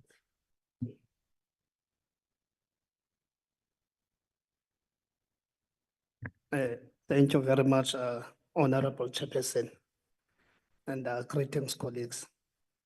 Chairperson, the housing issue here in City of Cape Town, it's a very deep issue that we cannot just address.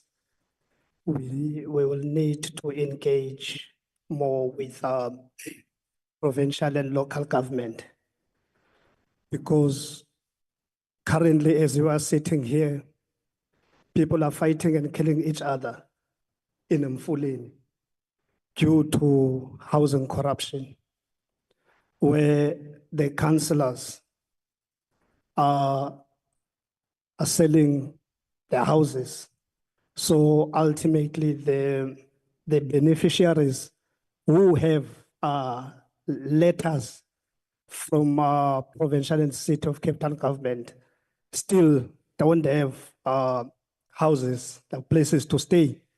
So as Smasnedane, we are trying to fight, and we are working with other stakeholders in our communities, and local and provincial government. To be honest, Chairperson, they are not coming to the party.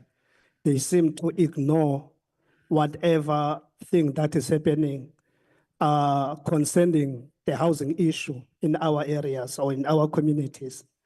We've been engaging with the mayor's office, and we've been attending the thing so-called First Thursday in provincial parliament, where we transport our residents as Smasnetane to go to lay those complaints to Premier and to MECs and to MMCs. So that engagement, as Masnetana, we don't see what is the purpose of that engagement, because it's just a waste of time, where people, they bring issues, but those issues, they have been ignored and not attended to. So that is my submission when it comes to housing. Thank you, Chairperson. Got you. The UNICEF online, is there any question that was directed at you that you need to respond to? Honorable Chairperson, yes. There was a question directly from the POI delegation about how UNICEF considers Indigenous people in its work. Now, because we're relying exclusively on data published by Stat South Africa, it means that folks who consider themselves as POI or SAN, if they self-identify, there has to be a change in the way the data are collected. Because if you want to put a spotlight on communities that self-identify as POI or SAN, then under those circumstances, you need to change the data collection procedures in Stat South Africa. So maybe they should also engage with Stat South Africa. There might be some sampling issues because based on numbers, but nonetheless, that would be a useful way to start. We rely on existing data, so therefore we wouldn't be able to produce specific statistics on the constituencies that they serve. And then secondly, Honorable Wakeland asked a question about whether we have geographic data on food poverty for children. We do. I can provide the information to the committee clerk, Mr. Aaron. That's not a problem. And then just finally, Chair, our submission is raising the fundamental question about two visions. The one vision, as had been articulated by Honorable Wakeland, is the idea that the economy must be ignited and kickstarted outside of the social sector by investing in economic infrastructure. And the alternative vision, as articulated by Kasatu, is that you can actually kickstart the economy by investing in the social sector, have the multiplier effect, and then actually start growing the economy. And hopefully in the committee deliberation, it really thinks about these two fundamental approaches to how we can make South Africa a better place. But grateful for the privilege to have submitted on behalf of the United Nations. Thank you, Honorable Chair. Back to you. Thank you so much, Doc. Lastly, Honorable Kalega Mazibuko, you've got a question online. Yeah, no, thank you very much, Chair. No, Chair, I wanted to follow through your question. I thought the Masinedane would respond to your question. That is it true that people, when they are allocated RDP houses, they rent them out, and some they even rent them out to foreign nationals that do not qualify to get houses. I thought maybe because they are on the ground, we will be able to get that information. And also the information on the Mid-Valley he has spoken about. One is I stay in Gauteng. and I am deployed in the Mid-Valley. If there are councillors who have been selling houses, I think that would be an important information for us as leadership of Gauteng and members of parliament. So far in Gauteng, some time ago, people who have been arrested for selling people's RDP houses were officials. I think you will be well vested with that information, Chair, because you are also from Gauteng. I'm just avoiding a situation where we come up with assumptions. Some of us have been councillors before, and it's very easy to blame councillors without evidence. So I'm saying if there are evidence from people who are working with the communities, we can take that up. But we can't assume, because assumptions are the reasons why councillors get killed by communities and their houses get burnt, because it's very easy to put blame without having evidence. So I thought maybe we can get that, because you have asked that question. But what the view I'm getting here is the corruption of councillors and in the Mid-Valley or in the Valley. So if we can just get information, not assumptions. But thank you very much, Chair, and thank you to the members on the platform for the information they have given us. The issue of the Koi and the Sons, I think I've spoken to my sister Chantel, the Queen there, on Monday, that there was a motion that was tabled in Parliament about this issue. Maybe as a committee chair, we will have to follow through so that we get responses on the question that you have also posed in terms of the leadership that we can communicate with. I thank you. Thank you very much. Yeah, I'll give you 1 minute to respond on that. No, thank you very much, Chairperson. To respond, yes, it is true. Many people, they are renting out their houses. Secondly, this is not the assumption about the corruption that has been happening on the ground that has been conducted by the councillors.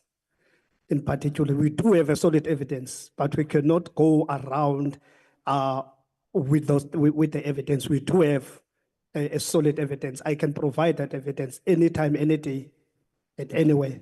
Thank you, Chairperson. Honorable Galega, you've heard for yourself that you and I must meet Masingnetan at the police station. We open the case together, that's fine. Certainly, Honorable- Chair, thank you. Honorable members, firstly, let me thank you. We've gone over time. We've utilized the full Friday as opposed to it being a Black Friday, Honorable Lekhanyana, but we will exercise the discount elsewhere. Let me thank you to everybody who's presented today. And I want to appreciate it. I really, really do. I've taken copious notes. I take notes on multiple places because as a committee, we take the work that we do seriously.